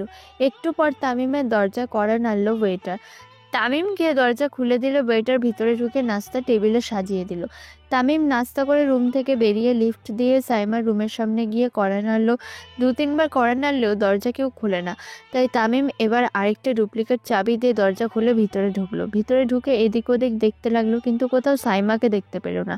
এরপর তামিম ওয়াশরুমের দিকে যাবে, তখন সাইমা ওয়াশরুম থেকে গোসল করে বাইরে বেরোলো। চুল বেয়ে টুপটুপ করে পানির ফোঁটা পড়ছে। তামিম এক নজরে সাইমার দিকে তাকিয়ে থাকলো। সাইমা বাথরুম থেকে বেরিয়ে তামিমকে দেখতে পেয়ে তাড়াতাড়ি আবারও ওয়াশরুমে চলে গেল। তামিম তাড়াতাড়ি করে সেখান থেকে চলে এসে রুমের সোফায় বসে পড়ল। কিছুক্ষণ পরে সাইমা বাহির হয়ে এসে তামিমকে বলল, আপনি অনুমতি ছাড়া আমার রুমে কিভাবে ঢুকেছেন? আমি তো আপনার জন্য নাস্তা নিয়ে আসছি যে। তাই বলে অনুমতি না নিয়ে আমার রুমে ঢুকবেন? আমি আপনাকে রুমে দেখতে না পেয়েই ওদিকে গেছিলাম। আর আপনাকে অনেকবার ডাকার পরেই আপনার রেসপন্স না পেয়ে ভিতরে ঢুকছি। ওয়েট, আপনি আমার রুমের চাবি কোথায় পেয়েছেন? আপনার রেসপন্স না পেয়ে আমি রিসেপশন থেকে রুমের ডুপ্লিকেট চাবি আনতে গিয়েছিলাম। তাই নাকি? আচ্ছা, এত কথা না বলে চুপচাপ নাস্তা করে নেন, আমি বাইরে থেকে ঘুরে আসছি। ওকে। এরপর তামিম সেখান থেকে বেরিয়ে এসে লিফট দিয়ে ছাদে চলে আসলো। ছাদে বসার জন্য 3-4টে দোলনা আছে। তামিম গিয়ে দোলনায় বসলো। হঠাৎ তামিমের ফোনে একটা কল আসলো বাংলাদেশ থেকে। তামিম কলটা রিসিভ করতে অপর পাশ থেকে বলল, স্যার, সব সর্বনাশ হয়ে গেছে। তামিম কথাটা শুনে অবাক হয়ে গেল, তাও নর্মাল গলায় বলল, কে আপনি, আর কি সর্বনাশের কথা বলছেন? স্যার, আমি আপনার সেক্রেটারি রাফি বলতেছি। স্যার, সর্বনাশ হয়ে গেছে। কি হয়েছে তা স্পষ্ট বলো। স্যার, বড় সাহেব কে বা কারা যেন তাকে খুন করে ফেলেছে। রাফির কথা শুনে তামিম যেন আকাশ থেকে পড়ল। তামিম কাঁদো কাঁদো গলায় বলল, আচ্ছা, আমি সকালের ফ্লাইটে চলে আসছি। Okay sir. তামিম কলটা কেটে দিয়ে ছাদে বসে পড়ল আর কান্না করতে লাগলো। হঠাৎ হোটেলের অ্যালার্মের আওয়াজ শুনে তামিম হকচকিয়ে উঠল। তামিম জলদি করে ছাদ থেকে নেমে সোজা সাইমার রুমের দিকে গেল, কিন্তু সাইমার রুম এলোমেলো। তার মানে তামিম যেটা ভেবেছিল সেটাই হয়েছে। বাংলাদেশে যাওয়ার আগে কেসটা সলভ করতে হবে। বাংলাদেশে যাওয়ার আগে কেসটা এখান থেকে সলভ করে যেতে হবে। তামিম তাড়াতাড়ি মিজুকে কল দিল। কল রিসিভ করতে তামিম বলল, মিজু, দেখো তো সাইমার লোকেশন কোথায় দেখাচ্ছে। জি স্যার, এখনই দেখতেছি। ওকে দেখে আসবে জানাও। স্যার, সাইমার লোকেশন ওই ডেথ ন্যাশনাল ভ্যালিতে দেখাচ্ছে। ওকে, গুড জব। আমি এখন রাখলাম, সকালের ফ্লাইটেই আমি দেশে ফিরছি। কিন্তু স্যার, মিশনের কথা ছিল কালকে, আপনি আজকেই সেরে ফেলতেছেন। মিজু, তুমি কি কিছু শোনো নাই? কি শুনবো স্যার? আমার বাবা মারা গেছে। কি বলছেন স্যার? আপনার বাবা মারা গেছে আর আমরা জানবো না? কিন্তু আমার সেক্রেটারি তো বলছে কে বা কারা যেন আমার বাবাকে খুন করেছে। স্যার, আপনাকে হয়তো কেউ মিথ্যা বলেছে স্যার, তবু আপনি যত তাড়াতাড়ি সম্ভব মিশন কমপ্লিট করে দেশে ফিরে আসেন। এখন রাখছি, পরে তোমার সাথে কথা বলবো। এই বলে তামিম কল কেটে দিল। এরপর তামিম হোটেল থেকে বের হয়ে নিজের বুলেট প্রুফ গাড়িটা নিয়ে ডেথ ভ্যালির উদ্দেশ্যে রওনা দিল। ওইখানে পৌঁছে তামিম গাড়ি থেকে নেমে সাবধানতার সাথে ওইখানে ঢুকলো আর কোমর থেকে রিভলভারটা বের করে সামনের গুটি গুটি পায়ে এগোতে লাগলো। ওদের ডেরার কাছে পৌঁছতেই তামিম তার বন্ধুকে সাইলেন্সার লাগিয়ে দিল। তামিম ভেতরে ঢুকতে দেখতে পেল সাইমাকে একটা চেয়ারে মুখ আটকে বন্দি করে রাখা হয়েছে। তামিম ভিতরে ঢুকতে পিছন থেকে তামিমকে সবাই ঘিরে ধরলো। তামিম ওদের দিকে রিভলভার তাক করতেও তাদের বস এসে বলল, mister Tamim, drop the gun, না হলে আমরা এই মেয়েকে শ্যুট করে দিব। মেয়েটাকে কিছু করিস না, আমি গানটা রেখে দিচ্ছি। ওকে। তামিম গানটা রেখে হাত উপরে করে বসে পড়ল। তামিম বসতে তাদের বস আবারও বলল, আমি জানতাম আমাদের ধরতে স্পেশাল অফিসার মোতায়েন করা হয়েছে, তবে এটা জানতাম যে স্পেশাল অফিসারটা দেশের প্রধানমন্ত্রী। তবে ভালোই হলো, দেশের প্রধানমন্ত্রীর মৃত্যু হবে একজন ক্রিমিনালের হাতে। বসের কথা শুনে তামিম আওয়াজ করে হাসতে লাগলো। তামিমকে হাসতে দেখে ওদের বস অবাক হয়ে গেল, তাই আবারও বলল, কিরে, তোর কি মরার ভয় নাই নাকি? আমি মরবো কেন? মরবি তুই। এটা বাংলাদেশ না যে তোর রাজত্ব চলবে, এটা ক্যালিফোর্নিয়া, এখানে শুধু আমার হুকুম চলে। ওদের কথা শুনে তামিম আবারও হাসলো আর বলল, তাহলে হয়ে যাক, কে কাকে মারতে পারে। আমি 5 পর্যন্ত গুনবো। 1। এক বলার সাথে সাথেই ওদের একজনের লাশ পড়ে গেল। সবাই অবাক হয়ে তামিমের দিকে তাকিয়ে থাকলো। তামিম মুচকে এসে আবারও বলল, তামিমের রাজত্ব সবখানেই চলে। এই বলে তামিম তার রিভলভারটা নিয়ে যে বস তার মাথা ধরলো, তারপর বলল, এবার বল, কার রাজত্ব কোথায় চলে? সরি স্যার, আমার ভুল হয়ে গেছে। ওকে, এখন আমি যা বলবো সব করতে হবে, নাহলে একজন একজন করে মরতে হবে। বলেন। প্রথমে সাইমার হাত খুলে দিয়ে দড়িগুলো আমায় দে, তারপর আরেকটা চেয়ার এনে তুই আমার সামনে বসে পড়। এরপর তামিমের কথা অনুযায়ী সব করে তামিমের সামনে চেয়ারে বস বসে পড়ল আর তামিম বাকিদের ইশারা করলে তাদের বসকে দড়ি দিয়ে বাঁধতে। তামিমের ইশারা অনুযায়ী তাদের বসকে দড়ি দিয়ে বেঁধে দিল। দড়ি দিয়ে বেঁধে দিলে তামিম এবার জিজ্ঞেস করলো, আচ্ছা, আমি যা বলবো সবকিছু ঠিকঠাক জবাব দিতে হবে। জবাব না দিলে এখানেই মরতে হবে। বলেন। এই পর্যন্ত 4টা খুন করেছিস, খুনগুলো কেন করেছিস? আর যার খুন হয়েছে তারা সবাই মুহূর্তের মধ্যেই বড় ব্যবসায়ী হয়েছে। কিভাবে হয়েছে আর কেন খুন করেছিস? আমি সবকিছুর উত্তর জানতে চাই। আমার নাম রকি। সাইমন, রিয়াদ, মেহেদি, মিরাজ, আমরা সবাই একসাথে ইঞ্জিনিয়ারিংয়ে পড়তাম। তো আমরা সবাই মিলে একটা প্রজেক্ট নিয়ে এগোচ্ছিলাম। আমাদের প্রজেক্টটা সম্পূর্ণ হয়েই গিয়েছিল। প্রজেক্টটা হয়ে গেলে আমরা সবাই কোটিপতি হয়ে যেতাম, কিন্তু কেউ প্রজেক্টের ভাগ কাউকে দিতে চায় না। তাই সবাই মিলে আমরা একজনের দুশমন হয়ে গেছি। হঠাৎ একদিন জানতে পারি আমাদের প্রজেক্টের ব্যাপারে পুলিশ জেনে গেছে। পুলিশ জেনে গেলেও আমাদের ভয় থাকতো না, কিন্তু প্রজেক্টটা ইলিগাল হওয়ায় আমাদের সবার মনে ভয় ছিল। কিছুদিন আমরা চুপ ছিলাম। হঠাৎ একদিন শুনতে পারি মিরাজ আর মেহেদি নতুন ব্যবসা শুরু করেছে, সাথে নতুন বিয়েও করেছে। কিন্তু এর মধ্যে ওদের খুনের সম্পর্ক কি বুঝলাম না। পুরোটা শুনেন। কিছুদিন পর পুলিশ আমাদেরকে ধরার জন্য আসে, কিন্তু ভাগ্যক্রমে সেখান থেকে পালিয়ে আসি। এরপর আমি, সাইমন আর রিয়াদ, যাদের আপনি মেরে ফেলেছেন, আমরা এই তিনজন প্ল্যান করি ওদের মারার। সাইমন আর রিয়াদ রাতের আধারে ওদের রুমে এমন একটা কেমিক্যাল ছুঁড়ে আসে, যেটা ছোড়ার পর 20 মিনিটের বেশি রুমে থাকলে যে কোনো মানুষ সাথে সাথে মারা যাবে। আর এইভাবেই দুইজনের রুমে বিষটা ছুঁড়ে দিই, আর 30 মিনিট পরেই ওদের মৃত্যু হয়। মৃত্যুর পর সাইমন আর রিয়াদ মিলে ওদের ফাঁসিতে লটকায়। তাই সবাই ভেবে নিয়েছে ওরা আত্মহত্যা করেছে। বাবা, ভালোই প্ল্যান করে ওদের মেরেছিস, কিন্তু এবার তোদেরকে বাঁচাবে ফাঁসির কাঠগোড়া থেকে। স্যার প্লিজ আমাদের শাস্তি কম করার ব্যবস্থা করুন। ওকে, আমি যথাসাধ্য চেষ্টা করব, তবে আগে আমাদের বাংলাদেশে যাই, তারপর বাকিটা দেখা যাবে। তামিম পুলিশকে কল দিয়ে এখানে আসতে বলে। পুলিশ এখানে আসলে তামিম পুলিশের হাতে রকি আর তার সাথীদের তুলে দিয়ে সাইমাকে কোলে করে গাড়িতে তোলে। সোজা গাড়ি নিয়ে হোটেলে চলে আসলো। এরপর সাইমাকে নিয়ে নিজের রুমে চলে গেল। এরপর বিছানায় শুইয়ে দিয়ে মুখে পানি মারলো। মুখে পানি মারতেই সাইমার হুঁশ ফিরল। হুঁশ ফিরতে সাইমা বলল, এটা কোথায়? আমার রুমে আসেন। আপনার রুমে কেন? আপনাকে ওরা ধরে নিয়ে গেল কিভাবে? আমি যখন নাস্তা করে বের হয়ে আপনাকে খুঁজছিলাম, তখন ওইটার ড্রেস পরা একজন এসে আমাকে অজ্ঞান করে ফেলে। তারপর একেবারে এখানেই জাগালেন।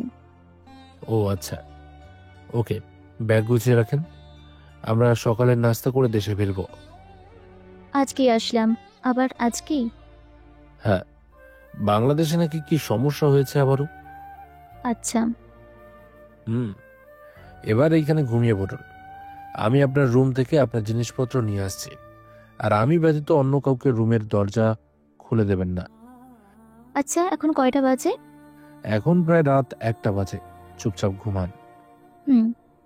এরপর তামিম রুমের দরজা বন্ধ করে দিয়ে লিফটে করে সাইমার রুমে চলে আসলো। এরপর সাইমার রুম থেকে সবকিছু নিয়ে আবারও নিজের রুমে চলে আসলো তামিম রুমে এসে দেখে সাইমা ঘুমিয়ে পড়েছে। এত তাড়াতাড়ি ঘুমিয়ে গেছে। তামিম চুপি চুপি সাইমাকে দেখতে লাগলো। বাহ, ঘুমালে বেশ মিষ্টি লাগে তো, কিন্তু এই মুখের উপর চুলগুলো বড্ড বিরক্ত করছে।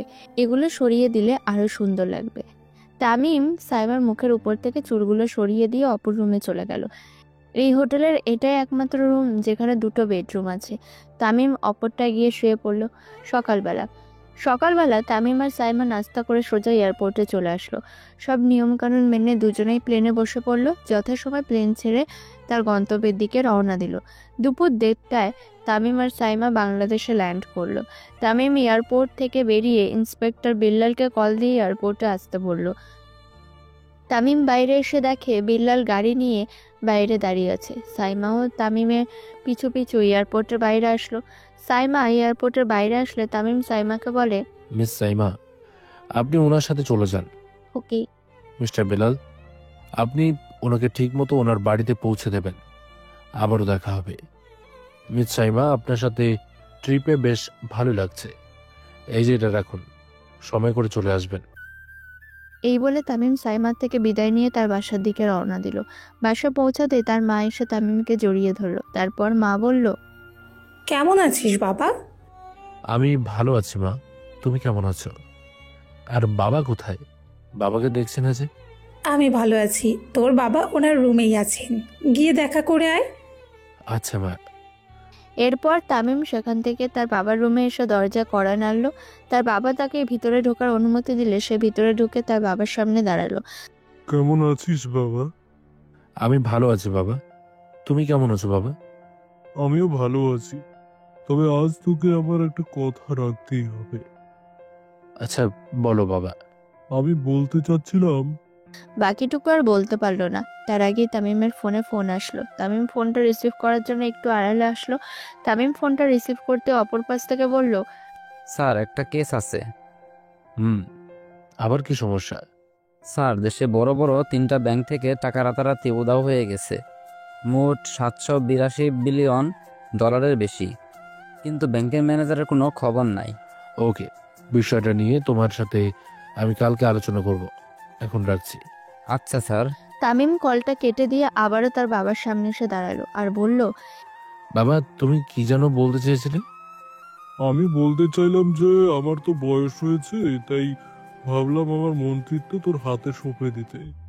বাবা তোমাকে আমি আগেই বলেছি আমার এসব পছন্দ না। আমি এবার তোর কোনো কথা শুনতে চাই না, আজকে আমার কথা মানতেই হবে। ওকে বাবা, তবে এখন শুধু কাগজে কলমে আমাকে মন্ত্রিত্বের দায়িত্ব দিয়ে দাও। এখন একটা মিশন পড়ে গেছে, মিশনটা কমপ্লিট করেই আমি অফিসিয়াল অনুষ্ঠান করে শপথ গ্রহণ করব। ওকে, তাই হবে। এরপর তামিমের বাবা শোকেস থেকে কিছু ডকুমেন্টস বের করে সেগুলো তামিমের সামনে রাখলো আর বলল স্বাক্ষর করে দিতে। স্বাক্ষর করা শেষ হলে তামিমের বাবা কাগজগুলো আবারও শোকেসে ঢুকিয়ে রাখলো। বাবা এবার তুমি খুশি তো? এবার আমি খুশি। ওকে বাবা, আমি এবার আমার রুমে গেলাম। গত 3 দিন ভালোভাবে ঘুমাতে পারিনি। আচ্ছা যাও। এরপর তামিমের বাবার রুম থেকে বেরিয়ে নিজের রুমে চলে আসলো। নিজের রুমে এসে টাকা উধাও হওয়ার বিষয়টা নিয়ে চিন্তিত হয়ে গেল তামিম। এতগুলো টাকা উধাও হয়ে গেল, কিন্তু কারোরই কোনো চিন্তা নেই। কিন্তু কেন? কে এই টাকা উধাও করলো? না, কাল থেকে এই কেসটা তাকে ইনভেস্টিগেশন করতে হবে। অন্যদিকে সাইমা পড়তে বসলো। হঠাৎই তার তামিমের কথা মনে পড়লো। তামিমের কথা মনে পড়তে মুচকি হাসি দিয়ে পড়তে লাগলো। কিছুক্ষণ পরের পর তার মোবাইলটা নিয়ে কার্ডটা বের করলো। কার্ডটা বের করে তামিমের নাম আর নাম্বার সাথে ঠিকানা দেওয়া আছে। সাইমা নাম্বারটা তুলে কল দিতে যাবে, তখন সাইমার মনে হলো হয়তো তামিম ঘুমাবে, তাই আর কল দিল না। সকালবেলা নাস্তা করে তামিম সোজা মিজুর বাসার দিকে রওনা দিল। এতক্ষণ তো মিজুকে সেটা নিয়ে চিন্তিত ছিলেন। চলুন মিজুর পরিচয়টা দিয়ে দিই, সাথে তামিমের পরিচয়টাও দিয়ে দেব। মিজু হলো সিক্রেট এজেন্ট আর তামিম একটা গোয়েন্দা সংস্থার প্রধান। সে সূত্রে মিজু আর তামিম এত ঘনিষ্ঠ। আর কিছুদিন আগের খুনের রহস্য বের করতে তার বাবাই তাকে অর্ডার করেছিল, তাই সে কেসটা নিয়েছিল। অথচ 3 দিনেই কেসটা ক্লোজ। খুনি তাদের সামনেই ঘুরছিল, অথচ তারা কেউই বুঝতে পারেনি, হয়তো টাকা খেয়ে চুপ ছিল। আচ্ছা, আপনাদের মনে প্রশ্ন জাগতে পারে, ক্যালিফোর্নিয়ার হোটেলটা কার? ক্যালিফোর্নিয়ার হোটেলটাও তামিমের। যাই হোক, এবার গল্পে আসা যাক। তামিম মিজুর বাসায় পৌঁছে কলিং বেল বাজালো।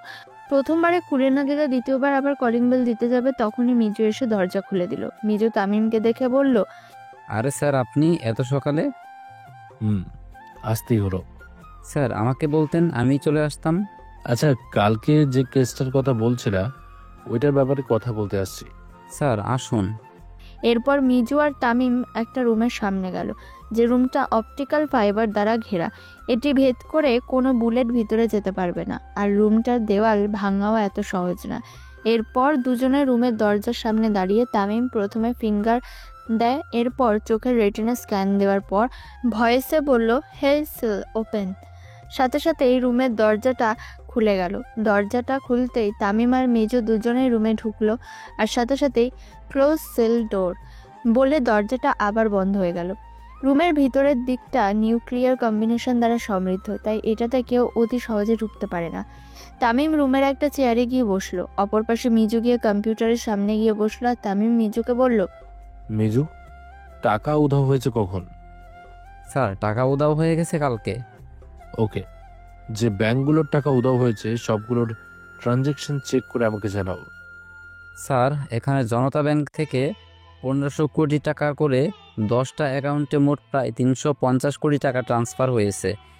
ওকে, তারপর দেখো ওই নামটা বা এই অ্যামাউন্ট অন্য কোনো ব্যাংক থেকে টাকা ট্রান্সফার হয়েছে কিনা। পাইছি স্যার, প্রত্যেক ব্যাংক থেকে প্রায় 10,000 অ্যাকাউন্ট, প্রায় 78,000 কোটি টাকা ট্রান্সফার হয়ে গেছে। ওকে, গুড। এবার সকল ট্রানজ্যাকশনের সময় নিয়ে লোকেশন চেক করো। যদি না পারো তাহলে আইপি ধরার চেষ্টা করো। ওকে স্যার, চেষ্টা করতেছি। একটু পর মিজু আবারও বলল, স্যার আইপি অ্যাড্রেস পেয়ে গেছি। ওকে, এবার ট্র্যাক করো। স্যার লোকেশন পাঞ্চ করছে, তাই তো? ওকে, আমি দেখছি। এরপর তামিম কম্পিউটারে কিবোর্ডে হাত চালালো, কিন্তু কোনোভাবেই লোকেশন এক জায়গায় থামছে না, মানে লোকেশন পরিবর্তন হচ্ছে। তামিম আবারও হাত চালাতে লাগলো, কিন্তু এবারও পারলো না। তামিম এবার রাগে আবার কিবোর্ডে হাত চালাতে যাবে, তার মধ্যে একটা মেসেজ আসলো। কি আপনি এভাবে আমাদের সার্ভারে অ্যাটাক করছেন কেন? ব্যাংক থেকে টাকা সরিয়েছো কেন? আমার ইচ্ছে হয়েছে তাই। আর ওই টাকাগুলো ব্ল্যাক মানি ছিল। তাই বলে এত টাকা ব্যাংক থেকে আত্মসাৎ করার মানে হয় না। আরে ভাই, হুদাই ভেজাল করতেছেন কেন? তুমি ব্যাংক থেকে টাকা সরিয়েছো, আমরা চলতে পারছি না। আরে ভাই, যেখানে ব্যাংক ম্যানেজার আর মালিক চুপ আছে, সেখানে আপনি কেন খামোখা ঝামেলা করছেন? আচ্ছা, সরি ভাই। ওকে, যদি আবার আমাকে ধরতে ইচ্ছে হয় তবে ওপেন চ্যালেঞ্জ দিলাম, আমাকে ধরে দেখান। চ্যালেঞ্জ করছো? চ্যালেঞ্জ করলাম। ওকে, চ্যালেঞ্জ অ্যাকসেপ্ট করলাম। এরপর সাথে সাথেই চ্যাটবোর্ডটা উধাও হয়ে গেল। তামিম কম্পিউটার স্ক্রিন থেকে চোখ সরিয়ে মিজুকে বলল, মিজু, চলো এবার ওদের নিয়ে একটু খেলা যাক। তবে এখন না, আমি বাসায় যাব, বিকেলবেলা আবারও আসবো, তখন ওদের ধরবো। Okay sir. এরপর তামিম আর মিজু রুমটা থেকে বেরিয়ে এলো। তামিম নিজের বাসা থেকে বেরিয়ে সোজা নিজের বাসায় চলে আসলো। বাসায় এসে সোফায় গিয়ে বসে পড়লো। দেওয়াল ঘড়ির দিকে তাকাতেই দেখে এখনো 12টা বাজে। তাই তামিম টিভিটা অন করলো। টিভিটা অন করতে দেখলো ব্রেকিং নিউজ। দীর্ঘ 10 বছর পর আবারও বাংলাদেশ ব্যাংক থেকে টাকা হাতিয়ে নিয়েছে হ্যাকাররা। আজ থেকে দীর্ঘ 10 বছর আগেও এমন একটা ঘটনা ঘটেছিল। ওই সময় হ্যাকাররা বাংলাদেশের ব্যাংক থেকে 200 কোটি টাকা মেরে দিয়েছিল। তবে এবার ধারণা করা হচ্ছে তার থেকেও বেশি টাকা লুটপাট হতে পারে। জনগণের মুখে একটাই প্রশ্ন, কে এই কাজ করলো আর পুলিশ তাদের ধরতে কতদূর চেষ্টা করছে? পরবর্তী আপডেট খুব শীঘ্রই আসছে। চোখ রাখুন আমাদের চ্যানেলে। আপনাদের সাথে আমি রোবাইয়া নাসরিন। এমন খবর শুনে শুধু একটা অবাক হলাম না, কারণ আমার আগে থেকে জানা ছিল যেখানে পুরো বাংলাদেশের ব্যাংকের সিকিউরিটি সিস্টেম পরিচালনা করছে বাংলাদেশের নাম্বার 1 হ্যাকাররা, যাদেরকে লোকে FSH-10 ফাইটার স্পেশাল হ্যাকার 10 বলেছে নাই, তাদেরকে টপকিয়ে হ্যাক করে নিল হ্যাকাররা। কিভাবে সম্ভব? যাক, এসবে কিছু আসে না। ওখানে তো আর আমার টাকা নাই না, আমাকেই কিছু একটা করতে হবে। আমাকে আবারও ছদ্মবেশ ধারণ করতে হবে দেখছি, না হলে ওদের ধরা পসিবল না। কিন্তু BSH-15 থাকতে হ্যাক হলো কিভাবে? না, কিছুই মাথায় আসছে না। আমাকে আবার ভার্সিটিতে যেতে হবে। ভার্সিটিতে যাওয়ার সময় হয়ে গেছে। ফ্রেশ হয়ে মাকে খাবার দিতে বললাম। খাবার খেয়ে ভার্সিটির দিকে রওনা দিলাম। গোপনেই করতে হবে, নাহলে কোনো কিছুই করতে পারবো না। গোপনে থাকতে হলে আমাকে আবারও ভার্সিটির স্টুডেন্ট সাজতে হবে। আমি নাস্তা করে ভার্সিটির দিকে রওনা দিলাম। আমি ভার্সিটির দিকে যেতেই দেখলাম কেউ অ্যাক্সিডেন্ট করেছে। মাথা থেকে অনেক রক্ত বেরোচ্ছে, কেউ হাসপাতালে নিচ্ছে না। সবাই দাঁড়িয়ে দাঁড়িয়ে দেখছে। আমি তাড়াতাড়ি করে তাদেরকে হাসপাতালে নিয়ে গেলাম। ডাক্তার প্রথমে ট্রিটমেন্ট করতে চায়নি অ্যাক্সিডেন্টের ব্যাপার বলে, পরে আমার অনেক জোরাজোরিতে ট্রিটমেন্ট করলো। পরে হাসপাতালে গিয়ে দেখি উনি তো আনোয়ার সাহেব। সব ট্রিটমেন্ট শেষে আমি আনোয়ার সাহেবের কাছে বিদায় নিতে গেলাম। আঙ্কেল, তাহলে আজ আমি আসি। সে কি, তুমি আমাকে এতটা হেল্প করলে অথচ এভাবে চলে যাবে? জি আঙ্কেল, এখানে তো আর কিছু করতে হবে না। আর আপনি বললেন আপনার মেয়ে সাইমা আসছে, তাহলে আর আমার এখানে থাকার দরকার নেই। সাইমাকে কল দিছি, সাইমা পথেই আছে। ওকে, বাসায় একবার এসো। জি আঙ্কেল, অবশ্যই। আসি তাহলে। আসসালামু আলাইকুম। সেখান থেকে সোজা বাসায় চলে আসলাম। আজ আর ভার্সিটিতে যাওয়া হয়নি, চলে গেলাম বাসায়। এত তাড়াতাড়ি চলে আসায় মা বলল, কি হলো, তুই এত তাড়াতাড়ি চলে এলি যে? শরীর ঠিক আছে তো? হ্যাঁ, আমি ঠিক আছি, আমার কিছু হয়নি। তাহলে চলে এলি যে? রাস্তায় একটা লোক অ্যাক্সিডেন্ট করেছে, তাই তাকে নিয়ে হাসপাতালে গিয়েছিলাম। আরও দেরি হয়ে গেল, তাই বাসায় চলে আসলাম। ঠিক আছে, গিয়ে বিশ্রাম নে। একটু বিশ্রাম নিয়ে বিকেলবেলা আবার মিজুর বাসায় গেলাম। আবারও আমি আর মিজু বসে গেলাম কম্পিউটার নিয়ে। লক্ষ্য হলো কে বা কারা ব্যাংক থেকে টাকা মেরে দিয়েছে তা বের করা।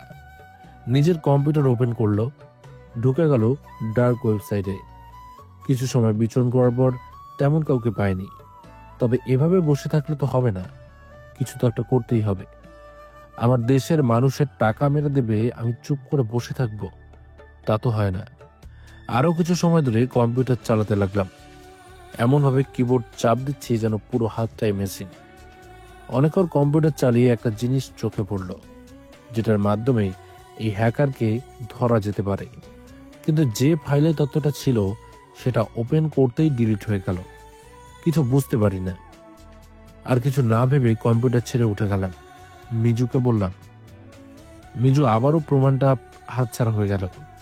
কি যে করি মাথায় কিচ্ছু আসছে না। স্যার, এত চিন্তা করার কোনো দরকার নেই, বাসায় গিয়ে বিশ্রাম নেন। এরপর মিজুর কথা অনুযায়ী সেখান থেকে বাসায় চলে আসলাম। বাসায় এসে রাতের খাবার খেয়ে শুয়ে পড়লাম।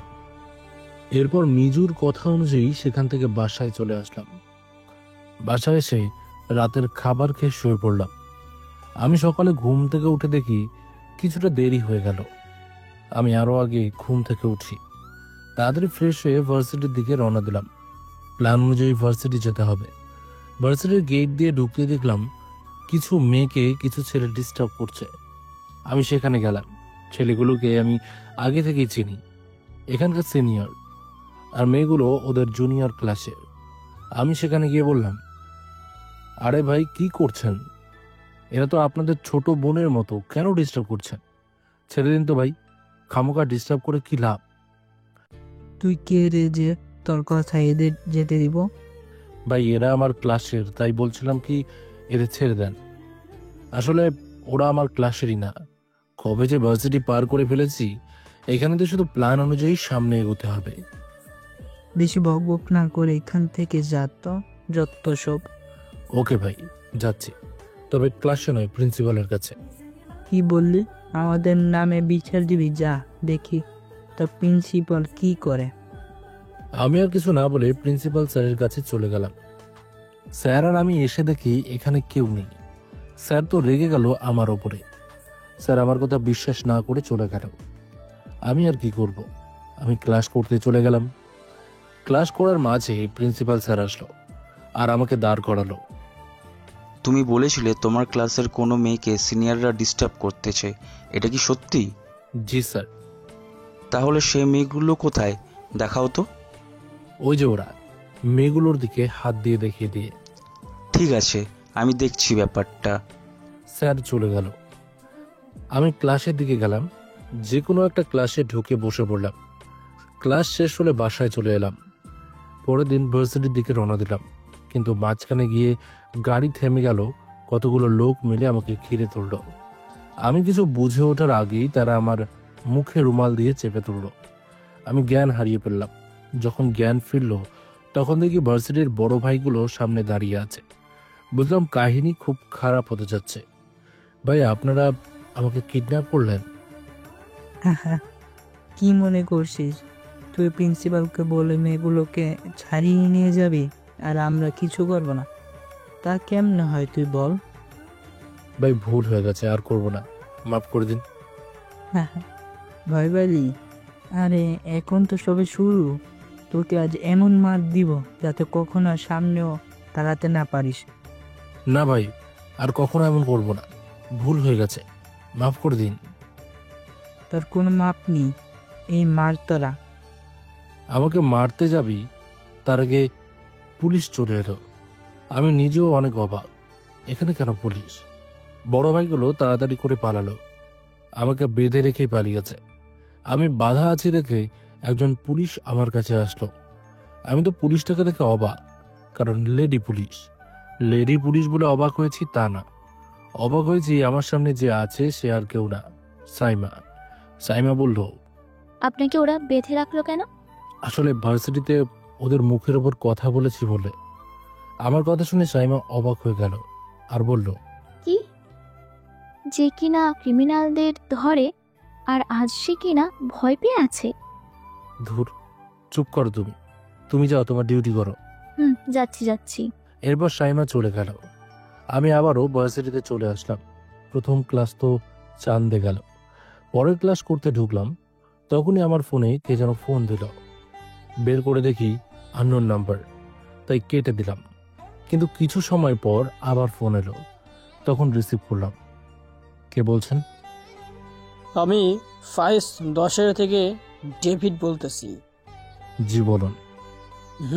শোনো, তুমি কি ফ্রি আছো? ফ্রি থাকলে আমার বাসায় আসতে। কোনো সমস্যা? কিন্তু আমি আপনার বাসা চিনি না। না, তেমন কোনো সমস্যা না। আমি তোমার হোয়াটসঅ্যাপে লোকেশন পাঠিয়ে দিতেছি। জি, আমি একটু পরে আসব। এখন রাখি তাহলে। ফোন কেটে দিয়ে ক্লাস করতে মনোযোগ দিলাম। ক্লাস শেষ করে আমি সোজা মিজুর বাসার কাছে গেলাম। সেখান থেকে মিজুকে সাথে নিয়ে ডেভিডের ঠিকানা অনুযায়ী ডেভিডের বাসার দিকে রওনা দিলাম। ডেভিডের বাসায় গিয়ে দেখলাম ডেভিড মনমরা করে বসে আছে। আমি কারণ জানতে চাইলে বলে কিছুক্ষণ পরে বলবে। তারপর ওখানেই দুপুরের খাবার খেলাম। এখনো মনমরা করে বসে আছে। কাহিনী তেমন ভালো লাগছে না, তাই তাড়াতাড়ি খাবার শেষ করে ডেভিডের থেকে জানতে চাইলাম কি হয়েছে। খুব গুরুত্বপূর্ণ কথা। কি হয়েছে? আপনি এমন মনমরা হয়ে আছেন কেন? কি হয়েছে বলেন। তুমি তো জানো ব্যাংক থেকে কেউ টাকা হাতিয়ে নিয়েছে। হ্যাঁ জানি। ওইখানে আমার টাকাও ছিল। আর সবচেয়ে বড় কথা কি জানো? জি আঙ্কেল বলেন। আমি ফাইস 10 হেড। তুমি তো কম্পিউটারকে অনেক কিছু জানো, তাই না? এই একটু দাঁড়াও, বলতেছি। আমরা ওই হ্যাকারের কোনো হদিস পাচ্ছি না। কি করব এখন বলো? আমি তো এসব কিছু জানি না। আপনারা এত বড় টিমের একজন মেম্বার, আমি এখানে কি করতে পারি? এই টিম কিছু করতে পারতেছে না। জানো, ওই টিমের হেড হওয়ার সহকার আমার উপর প্রচুর চাপ দিচ্ছে। আমি কিছুই করতে পারতেছি না। তাহলে আমি কি করতে পারি? মিজুর কাছে জানতে পারলাম তুমি অনেক ভালো সাইবার পারদর্শী। আমি মিজুর দিকে একবার তাকালাম। আমি আবারও বললাম জি, কিন্তু ওটার সাথে এটার কি সম্পর্ক? আছে সম্পর্ক। হয়তো তুমি আমাদের কোনো সাহায্য করতে পারবে।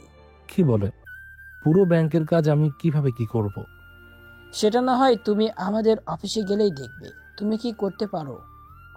তবে আমার বিশ্বাস তুমি চাইলে কিছু একটা করতে পারো। আচ্ছা, আপনি যখন বলছেন তখন না হয় যাব, কিন্তু আমি জানি না পারবো কিনা কিছু করতে। ওকে, তুমি গেলেই পারবে। তোমাকে ফোন দিয়ে বলে দিব কি কি করতে হবে। ওকে, তাহলে আজ আসি। আজ থেকে যাও, কালকে তোমাকে নিয়ে অফিসে যাব। না, আমি নিজেই কালকে আপনার অফিসে যাব। আপনি ফোন দিয়ে বলে দিয়েন আমাকে কি করতে হবে। তারপর আমি সেখান থেকে বিদায় নিয়ে মিজুর বাসার দিকে চলে আসলাম। আবারও দুইজনে বসে পড়লাম কম্পিউটার নিয়ে। আমি কম্পিউটারে খুব বেশি মনোযোগ দিলাম। এত বেশি মনোযোগ দিলাম যে এখন 12টা বেজে গেল বুঝতেই পারিনি। এরপর তাড়াতাড়ি করে বাসায় চলে আসলাম। আমার কাছে ডুপ্লিকেট চাবি থাকায় সহজে না ডেকেই ঢুকে পড়লাম। এরপর সোজা নিজের রুমে গিয়ে শুয়ে পড়লাম। সকালে মায়ের চিল্লাচিল্লিতে ঘুম থেকে উঠলাম। মা ডেকে দিয়ে চলে গেল। তারপর মা চলে গেল, আমি ফ্রেশ হয়ে নিলাম। ফ্রেশ হয়ে নিচে নেমে নাস্তা করে নিলাম। এরপর নিজের রুমে গিয়ে কি করতে পারি সেটা নিয়ে চিন্তা করতে লাগলাম। রুমের মধ্যে এদিক ওদিক হাঁটতে লাগলাম। কিছুক্ষণ পর দেখি ডেভিড ফোন দিল। জি মিস্টার ডেভিড বলেন। তুমি কি এখন আসতে পারবে? জি, কোথায় আসতে হবে বলেন? তুমি বাসা থেকে বের হলে এটা কার পাবে, সাদা রঙের, ওটাতে উঠে যাও। তারপর? তুমি ওঠো, তারপর ড্রাইভার তোমাকে নিয়ে আসবে। ওকে। তারপর আমি মাকে বলে বের হয়ে গেলাম। বাইরে এসে গাড়ি দেখতে পাই। তারপর গাড়িতে উঠে গেলাম। গাড়ি চলতে থাকলো। কিছুক্ষণ গাড়ি চলার পর অফিসের সামনে গিয়ে থামলো। আমি অফিসের ভিতরে ঢুকতে যাব, কিন্তু সিকিউরিটি আমাকে ঢুকতে দিচ্ছে না। আমি শেষে উপায় না পেয়ে ডেভিডকে ফোন দিলাম। ডেভিড তাদের সাথে কথা বলে, পরে আমাকে যেতে দেয়। আমি গিয়ে দেখলাম একটা রুমের সামনে ডেভিড দাঁড়িয়ে আছে। আমি ডেভিডের কাছে গিয়ে বললাম, মিস্টার ডেভিড, আপনাদের সিকিউরিটি খুব স্ট্রং, আমাকে আসতেই তো দিচ্ছে না। তা তো হবেই। আচ্ছা চলো দেখি তুমি কি সাহায্য করতে পারো। জি চলুন। ডেভিড আমাকে নিয়ে একটা রুমে গেল। এত ভালো মানের সিস্টেম আমি আগে কখনো দেখিনি। এখন কিভাবে কি করব কিছুতেই বুঝতেছি না। আর এখানে যারা আছে সবাই মাস্ক পরে আছে। আমি ডেভিডকে বললাম, সবাই মাস্ক পরে আছে কেন? আচ্ছা চলেন আপনাদের কম্পিউটারের কি অবস্থা একটু দেখি। দেখো, এই 15টা আমাদের কম্পিউটার। ওই হ্যাকার আমাদের কম্পিউটার নিজের আয়ত্তে রেখেছে। আমরা কোনো কম্পিউটার ওপেন করতে পারছি না। ওকে, আমি দেখছি কি করা যায়। একটা চেয়ার নিয়ে বসে গেলাম কম্পিউটারের সামনে। কিবোর্ডে হাত চালাতে লাগলাম, কিন্তু কিছুতেই কম্পিউটার ওপেন হচ্ছে না। ডেভিড, এখানে হেড কম্পিউটার কোনটা? এটা এটা আমি চালাই। মেন ডিভাইস হচ্ছে এটা। এইখান থেকে সব কম্পিউটার সার্ভিস দেওয়া হয়। ঠিক আছে, আমি মেইন কম্পিউটারের সামনে গিয়ে বসে পড়লাম। কিবোর্ডে প্রচুর হাত চালাচ্ছি, কিন্তু কোনোভাবেই কম্পিউটার ওপেন হচ্ছে না। শেষে একটা সিদ্ধান্ত নিলাম। মিস্টার ডেভিড, আপনার কম্পিউটারের সব ডাটা কি শুধু এখানেই আছে নাকি অন্য কোথাও আছে? সব ডাটা কপি করা আছে। তাহলে তো আর কোনো সমস্যা নেই। এবার আপনাদের সব কম্পিউটার ওপেন হয়ে যাবে। কিভাবে? এই যে দেখেন কিভাবে কি হয়। কম্পিউটারে সব কানেক্টেড, ডিসকানেক্টেড করে দিন, মানে সব লাইন অফ করে দিন। তাহলে করে নাকি তারপর বুঝবেন। তারপর ডেভিড সব লাইন নিয়ে ফেললো। তারপর আমি মেইন কম্পিউটারটা সার্কিট থেকে খুলে নিয়ে ফেললাম। তারপর ডেভিডকে বললাম, আবারও সব কানেক্টেড ঠিক করতে হবে। কিন্তু তুমি এটা খুলে নিলে কেন? এটাই তো আমাদের সবচেয়ে গুরুত্বপূর্ণ কম্পিউটার। আর হ্যাকাররা এই কম্পিউটারটি তাদের করে রেখেছে, মানে তারা কন্ট্রোল করছে। এটা ছাড়া বাকি কম্পিউটারগুলো ওপেন হবে, দেখেন হয় কিনা। তারপর ডেভিড কথা মতো মূল কম্পিউটারটা ছাড়া বাকিগুলো কানেক্টেড করলো, আর সাথে সাথে আমার কথা মতো কম্পিউটার ওপেন হয়ে গেল। এইসব কেমনে কি হলো কিছুই তো বুঝলাম না। হ্যাকাররা এখানে সব কম্পিউটারে তাদের হাত দেয়নি। তারা কোনোভাবে জানতে পেরেছিল আপনাদের মূল কম্পিউটার কোনটি, তাই হ্যাকাররা আপনার মূল কম্পিউটারে তাদের কন্ট্রোল রেখেছে। এখন কি আমরা হ্যাকারদের ধরতে পারবো? সেটা আপনারা বুঝেন কিভাবে কি করবেন। আমি আসলাম। তারপর আমি চলে আসতে যাব, তখনই মিস্টার ডেভিড একটা প্যাকেট দিয়ে বলল, এই নাও, তুমি অনেক কষ্ট করলে। এখানে 50,000 টাকা আছে, রেখে দাও। না লাগবে না, আমি আপনাদের হেল্প করতে পেরেছি তাতেই অনেক। আরে কি বলো না, কাজে লাগবে। এটা যদি দিতেই হয় কোনো পথের ধারের কোনো অসহায় মানুষকে দিন, তাহলে সে অন্তত আর কষ্ট করে বেঁচে থাকবে না, কিছুটা হলেও সচ্ছল হবে। তুমি যদি এটাও চাও তাহলে আমি এটাই করব। তবে হ্যাঁ, তোমার সাহায্য আমাদের আবার লাগতে পারে। তখন না হয় জানবেন। আসছি, ভালো থাকবেন। তারপর আমি চলে এলাম BSH 15 অফিস থেকে। ওখানে প্রায় আমার 2 ঘন্টা লাগলো। তারপর আবারও বাসায় চলে এলাম। বাসায় এসে ফ্রেশ হয়ে নিলাম। দুপুরে ভাত খেয়ে ঘুমিয়ে পড়লাম। বিকালে কারো ফোনে ঘুম ভেঙে গেল। আমি টিভিটা অন করলাম। রাত 8টার খবর। টিভি অন করতে টিভিতে যে খবর শুনলাম তাতে তো মাথা পুরো ঘুরে উঠল। ব্রেকিং নিউজ, 4,000 কোটি টাকা লুটপাট করার পর আবারও বাংলাদেশের ব্যাংকে সাইবার হামলা চালালো হ্যাকাররা। তবে এবার কোনো টাকা লুটপাট করতে পারেনি। তবে জানা গেছে হ্যাকাররা নয়, বরং হ্যাকারই আর ব্যাংকের প্রত্যেকটি কম্পিউটারে don't try to find me, I want MST লেখা। ঠিকই শুনেছেন, হ্যাকার বেশি কেউ নয়, মাত্র একজন। তবে ধারণা করা হচ্ছে যে একটা মেয়ে। তবে ধারণা করা হচ্ছে খুব তাড়াতাড়ি সে হ্যাকারকে ধরা হবে। আপনাদের সাথে সাথে আমি রোবাইয়া নাসরিন। খবর শুনতেই মাথা চক্কর দিয়ে উঠল। সাথে সাথে আমার ফোনে ফোন আসলো। ফোন বের করতেই দেখি ডেভিড আবারও ফোন দিচ্ছে। আমি ফোনটা রিসিভ করলাম। মিস্টার ডেভিড বলুন। খবরটা দেখছো তুমি? হ্যাঁ, এখন কি করবেন? তুমি কাল সকালে আবারও অফিসে চলে এসো। কিন্তু আমি বারবার গেলে আপনাদের CEO কি ভাববেন?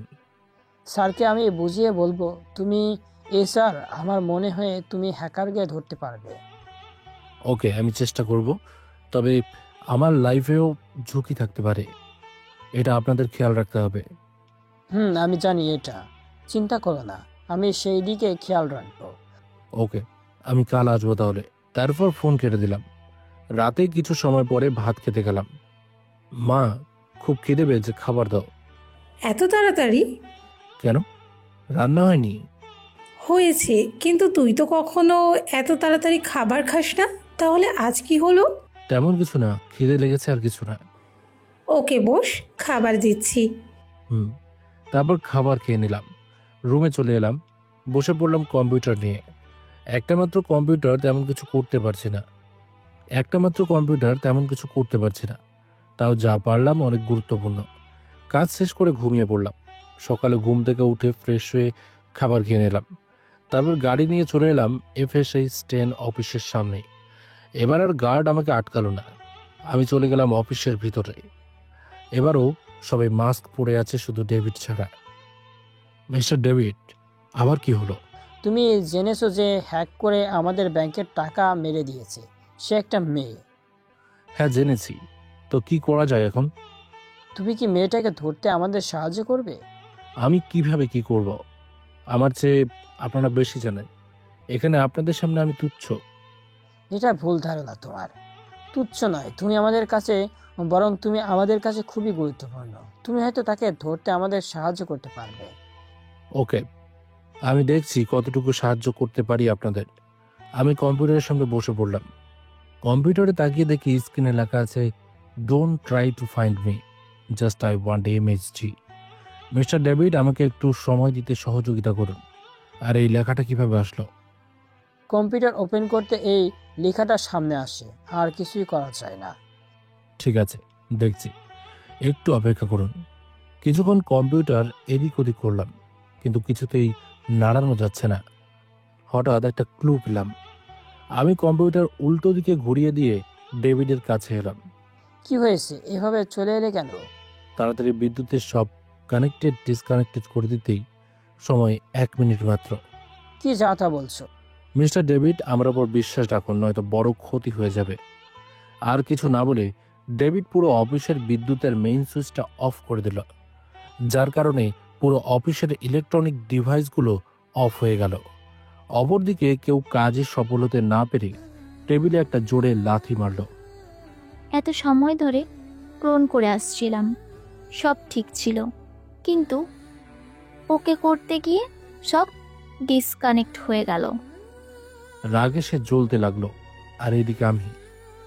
মিস্টার ডেভিড, এখন ঠিক আছে, এবার দেখি কি করা যায়। বিদ্যুতের সুইচ আবার অন করে দিন। বুঝলাম না, যখন যা ইচ্ছা করে যাচ্ছ। যদি এটা না করতাম পুরো সিকিউরিটি সিস্টেম আবার হ্যাক হয়ে যেত। মানে? ওই মেয়ে হ্যাকারটা আবারও হ্যাক করার ট্রাই করছিল। তুমি কিভাবে বুঝলে? কম্পিউটারে এমন কিছু আমি লক্ষ্য করেছিলাম, এখন আর চিন্তা করতে হবে না। ওকে, কি করতে পারবে করো। আমি যতটুকু পারি করব। বিদ্যুতের লাইন দিন। ওকে, দিচ্ছি। আবারও বিদ্যুৎ দিলে আমি আবারও কম্পিউটারে হাত লাগালাম। এরপর দেখি কম্পিউটার অন হয়ে গেছে। তার মানে ওই হ্যাকারের হাত থেকে কম্পিউটারটা মুক্ত করে ফেলেছি। কিন্তু তার মাঝেও আমি আরও একটা কাজ করে ফেললাম, যেটা পরবর্তীতে আমার অনেক কাজে লাগবে এই লেডি হ্যাকারটাকে ধরতে। আমি কম্পিউটার থেকে উঠে মিস্টার ডেভিডকে বললাম, মিস্টার ডেভিড, আজ তাহলে উঠি আমি, পরে আবার আপনার সাথে কথা হবে। তামিম FSI 10 অফিস থেকে বেরিয়ে সোজা মিজুর বাসার দিকে রওনা দিল। প্রতিমধ্যেই তার সাথে সাইমা দেখা হয়ে গেল। সাইমার সাথে দেখা হতে জিজ্ঞেস করলো, এই যে মিস্টার তামিম, কোথায় যাচ্ছেন?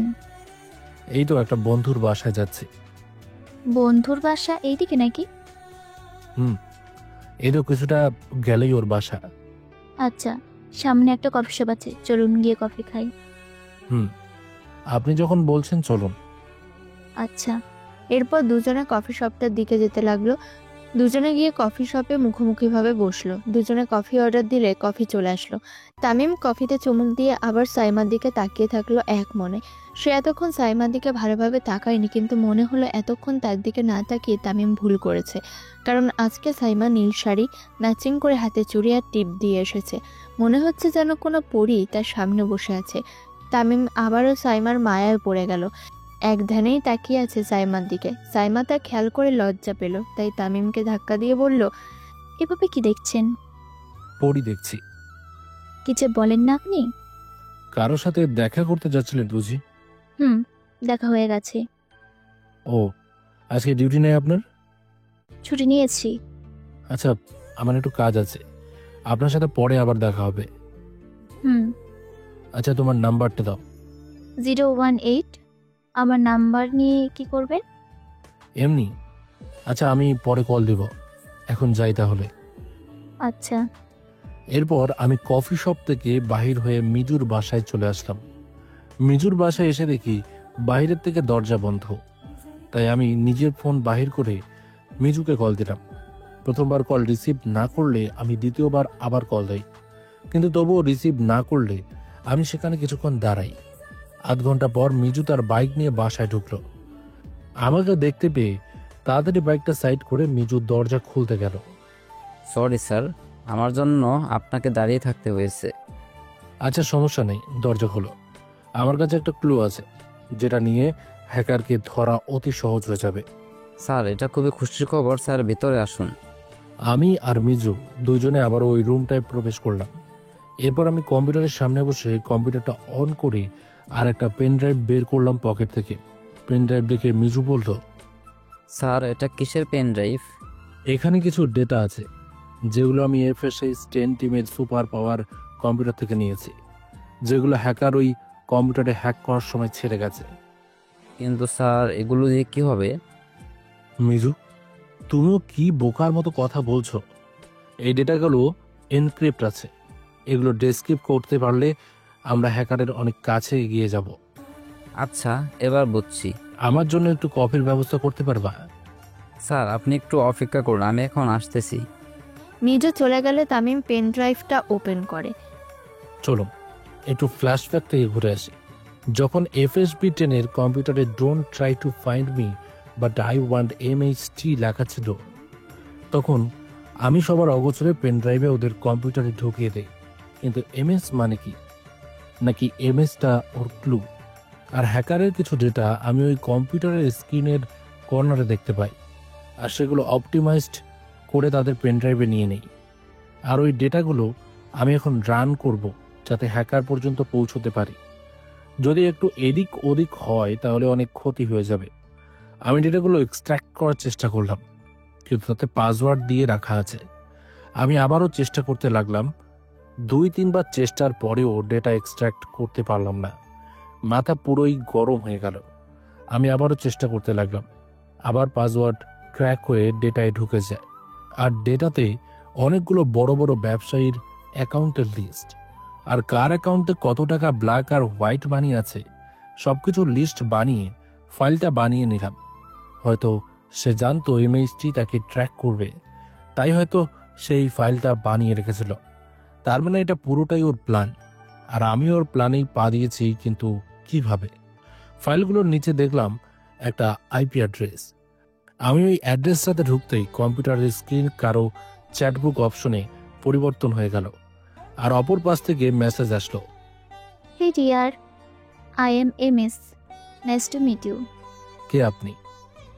কেন এভাবে ব্যাংকের টাকাগুলো উধাও করছেন?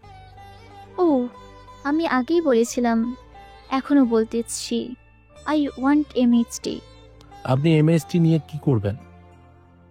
আমি যতক্ষণ MHT-কে খুঁজে পাবো না ততক্ষণ এভাবে হামলা চালাতে থাকবো, একের পর এক। ওকে, দেখি কিভাবে পারেন। চ্যালেঞ্জ করছেন? চ্যালেঞ্জ করলাম।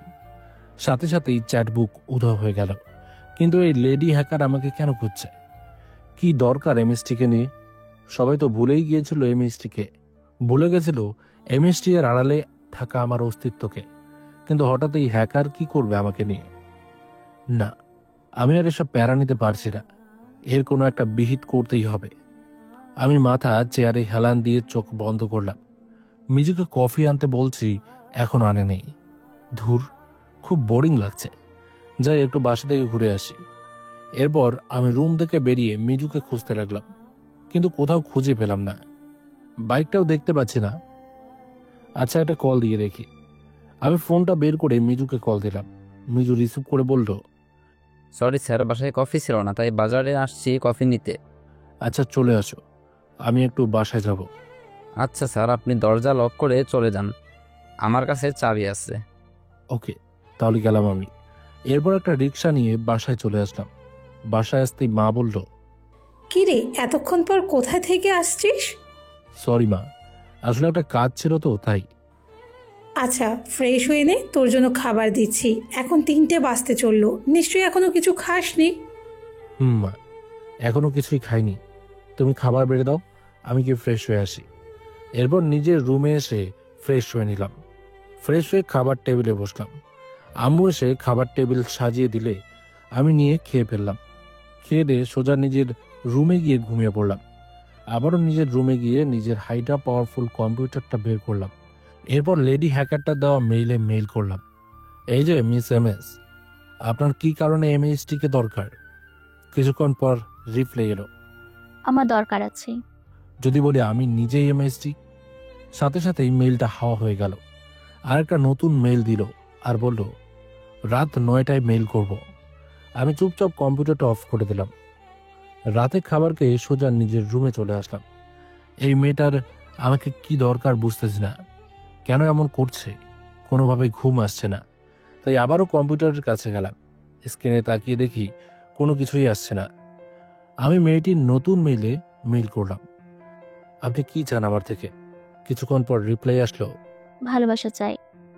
আমি এটা দেখে অবাক হলাম, কিন্তু হয়তো এটা ভুল করেও আসতে পারে, তাই আবারও জিজ্ঞেস করলাম ওর থেকে, সরি, বুঝলাম না কি চান আমার থেকে। না বোঝার কিছুই নেই, আমি তোমার ভালোবাসা চাই। আমি সিরিয়াসলি বলছি, আমার পেছন ছেড়ে দিন, নয়তো খারাপ হবে। কি খারাপ হবে শুনি? আপনাকে ধরিয়ে দেব পুলিশের কাছে। পারবে না তুমি, কারণ তুমি আমাকে কথা দিয়েছো, তুমি কখনো আমাকে ধরিয়ে দেবে না। আমি কথা রাখতে বাধ্য নই। এমএইচটি কখনো কথার নড়চড় করে না, সবাই এটা জানে। তাহলে কি কথা ভাঙতে চাও? কি হলো, বলছো না যে? আমি আপনার সাথে দেখা করতে চাই। সত্যি দেখা করবে? হ্যাঁ। তবে আমার একটা শর্ত আছে। কি শর্ত? আমার সাথে কোনো চালাকি করতে পারবে না। ওকে, কোথায় দেখা করব বলেন? তুমি বলো কোথায় দেখা করবে। আপনি যেখানে চান সেখানে দেখা করতে পারবো আমি। ওকে, তাহলে আমরা সিঙ্গাপুরে দেখা করব। আমি কাল ওখানে আসব, আর লোকেশন তুমি বের করে নেবে। ওকে, তাহলে কালকের পরের দিন দেখা হবে বিকেলের দিকে। ওকে, রাখছি। তারপর আবার শুয়ে পড়লাম। ঘুম আসছিল না, তাও কিছু করার নেই। যখন অনেকক্ষণ যাবৎ ঘুম আসছে না, তখন কম্পিউটারের ল্যাবে গেলাম। চিন্তা করলাম নতুন কিছু একটা করলে কেমন হয়। কম্পিউটারে হাত চালাতে লাগলাম, কোডিং বসাতে লাগলাম। একটা সময় গিয়ে ভয়ানক একটা জিনিস বানিয়ে ফেললাম। কখন যে ওখানে ঘুমিয়ে গেছি খেয়ালই নেই। সকালে নাস্তা করছিলাম, এমন সময় আব্বু বলল, তামিম, তোমাকে আজকে আমার সাথে মন্ত্রিসভায় যেতে হবে। আজকে কেন আব্বু? আজকে তোমার শপথ গ্রহণ হবে। আব্বু, আর 2 দিন পর করলে হয় না? আমি যেটা বলছি সেটাই হবে। ওকে, কখন যেতে হবে আব্বু? 10টায় যেতে হবে। এখনই তো 10টা বেজে গেছে। এখন বের হব আমরা, সো তুমি রেডি হয়ে এসো। আচ্ছা। আমি নাস্তা করে নিজের রুমে গেলাম রেডি হতে। রেডি হয়ে নিচে নেমে আসতে বাবা বলল, তুমি রেডি তো? আমি রেডি। এরপর আব্বু আর আমি দুজনেই গাড়িতে উঠে মন্ত্রিসভায় চলে আসলাম। মন্ত্রিসভায় আসতেই সবাই আব্বুকে দেখে দাঁড়িয়ে গেল সম্মান জানিয়ে। আমিও আব্বুর পিছন পিছন স্টেজে উঠলাম। আব্বু স্টেজের উপর চেয়ারে বসলো, স্পিকার মাইক নিয়ে বলল, আসসালামু আলাইকুম সম্মানিত সুধীমণ্ডলী, এই পর্যায়ে আমাদের সামনে মাননীয় প্রধানমন্ত্রী উপস্থিত হয়েছেন। আমি মাননীয় প্রধানমন্ত্রীকে শপথ পাঠের জন্য অনুরোধ জানাবো।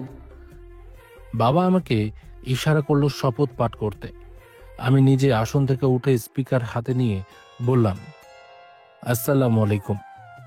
আমি মুনতাসির হাসান তামিম বর্তমান প্রধানমন্ত্রী শপথ করছি যে আমি প্রধানমন্ত্রী হিসেবে যতদিন থাকবো ততদিন দেশের জনগণের সেবায় নিয়োজিত থাকব।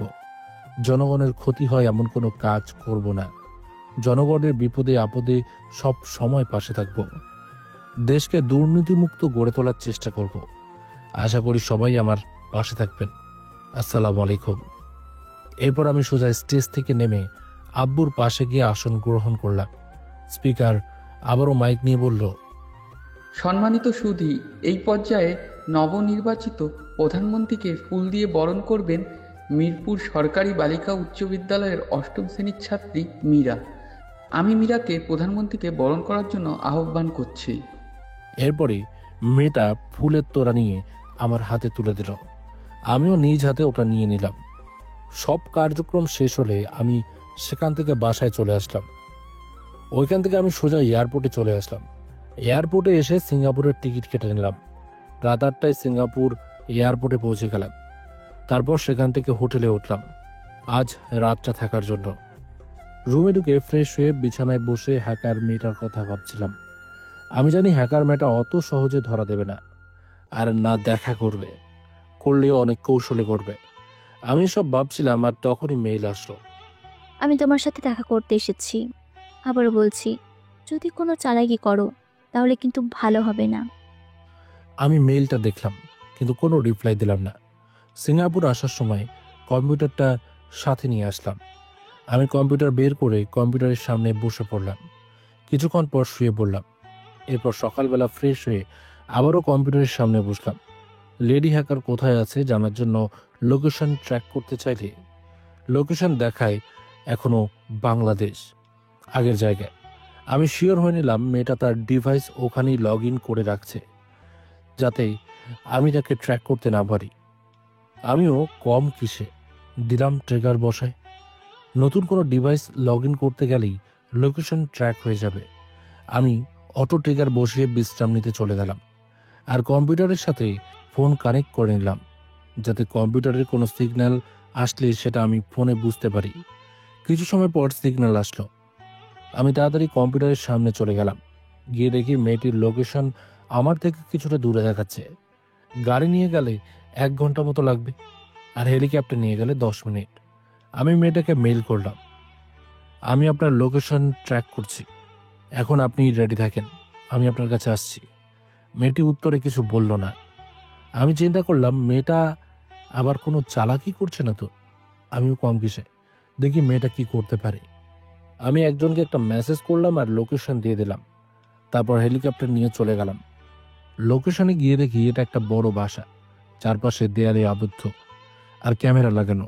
আমি হেলিকপ্টার থেকে সব দেখছিলাম। তারপর মেইল করলাম, আমি আপনার লোকেশনের মধ্যে চলে আসছি, আর আপনি এখন বাসার ভেতরে আছেন। আমি কি বাসার ভেতরে আসবো নাকি আপনি বাইরে আসবেন? লেডি হ্যাকার, তুমি বাসায় চলে এসো। তারপর আমি বাসার ভিতরে চলে গেলাম, কিন্তু গিয়ে দেখি বাসা একদম ফাঁকা, কেউ নেই। টেবিলে একটা চিরকুট রাখা আছে, আর তাতে লেখা আছে তুমি চালাকি করতেও পারো, তাই এই চিরকুট লিখে দিলাম কি করবে। বাসার পেছনের অংশে একটা গাড়ি রাখা আছে, তুমি সেটা নিয়ে চলে আসো। গাড়িতে জিপিএস লাগানো আছে, সে অনুযায়ী তুমি চলে এসো। মনে রাখবে তোমার সাথে আর কাউকে আনবে না। আমি কথা অনুযায়ী পেছনের দিকে চলে গেলাম। সেখানে গাড়ি রাখা আছে। আমি কথা অনুযায়ী গাড়ির কাছে গেলাম। আমি গিয়ে গাড়িতে উঠতেই বেহুশ হয়ে গেলাম, আর কিছু মনে নেই। যখন হুশ আসলো তখন গাড়ি চলছে, কিন্তু কোনো ড্রাইভার নেই। গাড়িটা নিজে নিজেই চলছে, বা লেডি হ্যাকার গাড়িটি কন্ট্রোল করছে। আমি হঠাৎ কিভাবে বেহুশ হলাম বুঝতেই পারছি না। আমি মাস্ক পরেছিলাম, তাও কিভাবে কি হলো? আমার জ্ঞান ফিরতে ফিরতে গাড়ি আপন গতিতে চলতে লাগলো। সামনের ক্যামেরা দিয়ে লেডি হ্যাকার আমার সব কাজ দেখছে। হঠাৎ লেডি হ্যাকার বলে উঠল, কি ব্যাপার, ভয় পাচ্ছেন নাকি? চিন্তার কিছু কারণ নেই। তুমি যাতে কোনো চালাকি করতে না পারো তাই এই ব্যবস্থা। তবে তোমার কোনো ক্ষতি আমি করব না। এসবের মানে কি? তোমাকে পাওয়ার নেশা। আর কতক্ষণ লাগবে আপনার কাছে যেতে? আর মাত্র 1 মিনিট। তারপর গাড়িটা 1 মিনিট চলে থামলো। একটা বড় ফাঁকা জায়গায় আমি দূর থেকে দেখছি একটা মেয়ে বসে আছে কম্পিউটারের সামনে। তার পাশে 2টো ছেলে, আর পেছনে একটা হেলিকপ্টার, পাশে ঝোপঝাড়। বলতে গেলে কোনো বনের মাঝখানে আমরা। আমি গাড়ি থেকে নামলাম, আর মেয়েটা বর্ষা থেকে উঠে দাঁড়িয়েছে। আপনি কি এমএস, মানে সেই লেডি হ্যাকার? ঠিক ধরেছেন, আপনিও। সরি, তুমি। আপনার কণ্ঠটা যেন চেনা চেনা লাগছে। দেখি মাস্কটা সমান তো। আমারও তোমার ভয়েসটা চেনা মনে হচ্ছে। কিন্তু মনে করতে পারছি না। ওকে, মাস্ক খুলেন দেখি। না, আগে তুমি খোলো। ওকে, দুজনে একসাথে খুলি। ওকে। তারপর আমি আর বিপরীত দিকে থাকা মেয়েটি ঘুরে গেলাম, আর মুখ থেকে মাস্ক সরিয়ে নিয়ে যখন আবার উল্টো দিকে ঘুরলাম, তখন যা দেখলাম আমার মাথা যেন ঘুরে উঠল। সাইমা, তুমি তুমি তুমিই তাহলে সে হ্যাকার যে ব্যাংক থেকে টাকা চুরি করেছে? হ্যাঁ, কিন্তু তুমি এখানে কেন? তোমাকে ধরার জন্য আসলাম। তার মানে তুমি হ্যাঁ, আমি এসেছি। দেশের প্রধানমন্ত্রী কিনা প্রথমে গোয়েন্দা, শেষে কি হলো? সাইবার জগতের কিং MHD। আর MHD মানে মুনতাসির হাসান তামিম। আমারটা জানলা, তোমারটা একটু জানার দরকার ছিল। MS এর মানে কি? ওটা আমার নাম, মুবাসিরা সাইমা। ও তাই নাকি? আমি তো মনে করেছি এটা অন্য কিছু। তুমি তো আমাকে ভালোবাসো, তাই না? ভালোবাসা? এত কিছুর পরেও কিভাবে মনে করলে ভালোবাসবো তোমায়? আমি তোমাকে ভালোবাসি অনেক, তাই এমনটা করলাম। বিশ্বাস করো, আমি জানতাম না তুমি সেই MS। তুমি আমাকে ভালোবাসো না, তুমি ভালোবাসো আমার নামকে। সো আমি তোমাকে ভালোবাসি না। I hate you. না, তুমি এটা বলতে পারো না। আমি সত্যিই তোমাকে ভালোবাসি। আমি কোনো ক্রিমিনালকে ভালোবাসতে পারবো না। আর ভুলে যাও আমাকে। আমিও তো সাইমাকে মনে মনে ভালোবাসি, কিন্তু তাই বলে কি না, আমি এত সহজে ওর ফাঁদে পা দেব না। ভালোবাসবো একটি শর্তে। কি শর্ত? আমি তোমার সকল শর্তে রাজি আছি। প্রথমে তোমাকে ব্যাংকের সকল টাকা ফেরত দিতে হবে, সাথে সাথে তোমাকে আত্মসমর্পণ করতে হবে। আমি তোমার শাস্তি কমিয়ে দেব। যদি রাজি থাকো তাহলে বলো। ওকে, ওয়েট, আমি সকল টাকা ট্রান্সফার করে দিচ্ছি আবারও। ওকে। এরপর সাইমা ব্যাংক থেকে নেওয়া সকল টাকা আবারও ব্যাংকে ট্রান্সফার করে দিল। ডান। আমার সাথে চলো তাহলে। ওকে। আমি আর সাইমা পেছন থেকে হেলিকপ্টারটায় বসে পড়লাম। পরদিন সাইমাকে কোর্টে নেওয়া হলো। জজ সাহেব সাইমাকে তার করা বিচারের রায় শোনাবেন। মিস সাইমাকে ব্যাংকের টাকা আত্মসাৎ করার অপরাধ স্বীকার করায় সাইমাকে অপরাধী ঘোষিত করে এবং 2 বছরের কারাদণ্ড, কিন্তু নতুন প্রধানমন্ত্রী শপথ গ্রহণ করা উপলক্ষে প্রধানমন্ত্রী বিশেষ দিন হিসেবে সাইমার কারাদণ্ড ক্ষমা করা হয়েছে, কিন্তু 50,000 টাকা জরিমানা প্রদান করার দাবি করেছে কোর্ট। 15 দিন পর আজ আমার বিয়েটা সাইমার সাথে। কথা যখন দিয়েছি কথা তো রাখতেই হবে, তাই আব্বুরা বলে রাজি করাইলাম। আব্বু রাজি না হলে বিয়েটা কোনোভাবেই হতো না। বিয়েটা সম্পূর্ণ হলো কোনো সমস্যা ছাড়াই। বাসরাতে রুমের দরজা খুলে রুমে ঢুকতেই সাইমা এসে সালাম করলো। আমি তাকে উঠিয়ে খাটে বসালাম। তারপর সাইমাকে বললাম, তা হ্যাকার ম্যাডাম, ভুলেও আর হ্যাকারগিরি কইরো না। আচ্ছা, আমাকে কখনো কষ্ট দেবে না তো? তুমি আমাকে কষ্ট না দিলে আমিও তোমাকে কষ্ট দেব না। অনেক ভালোবাসি তোমায়। আমিও তোমাকে অনেক ভালোবাসি। এই বলে আমি সাইমার কপালে চুমু দিয়ে জড়িয়ে ধরলাম। সাইমা আমাকে জড়িয়ে ধরল। প্রিয় শ্রোতা বন্ধুরা, আমাদের আজকের গল্পটি এখানেই শেষ হচ্ছে। আপনাদের গল্পটি কেমন লাগলো অবশ্যই কমেন্ট করে জানাতে ভুলবেন না। এছাড়া এখনো পর্যন্ত যারা আমাদের চ্যানেলটিকে সাবস্ক্রাইব করেননি, প্লিজ সাবস্ক্রাইব করুন এবং পাশে থাকা বেল আইকনটি প্রেস করুন, যাতে সবার আগে আপনার কাছে আমাদের গল্পগুলো পৌঁছে যায়। তো বন্ধুরা, আজকের মতো গল্প এ পর্যন্তই। দেখা হচ্ছে পরবর্তী গল্পে। ততক্ষণ ভালো থাকবেন, সুস্থ থাকবেন।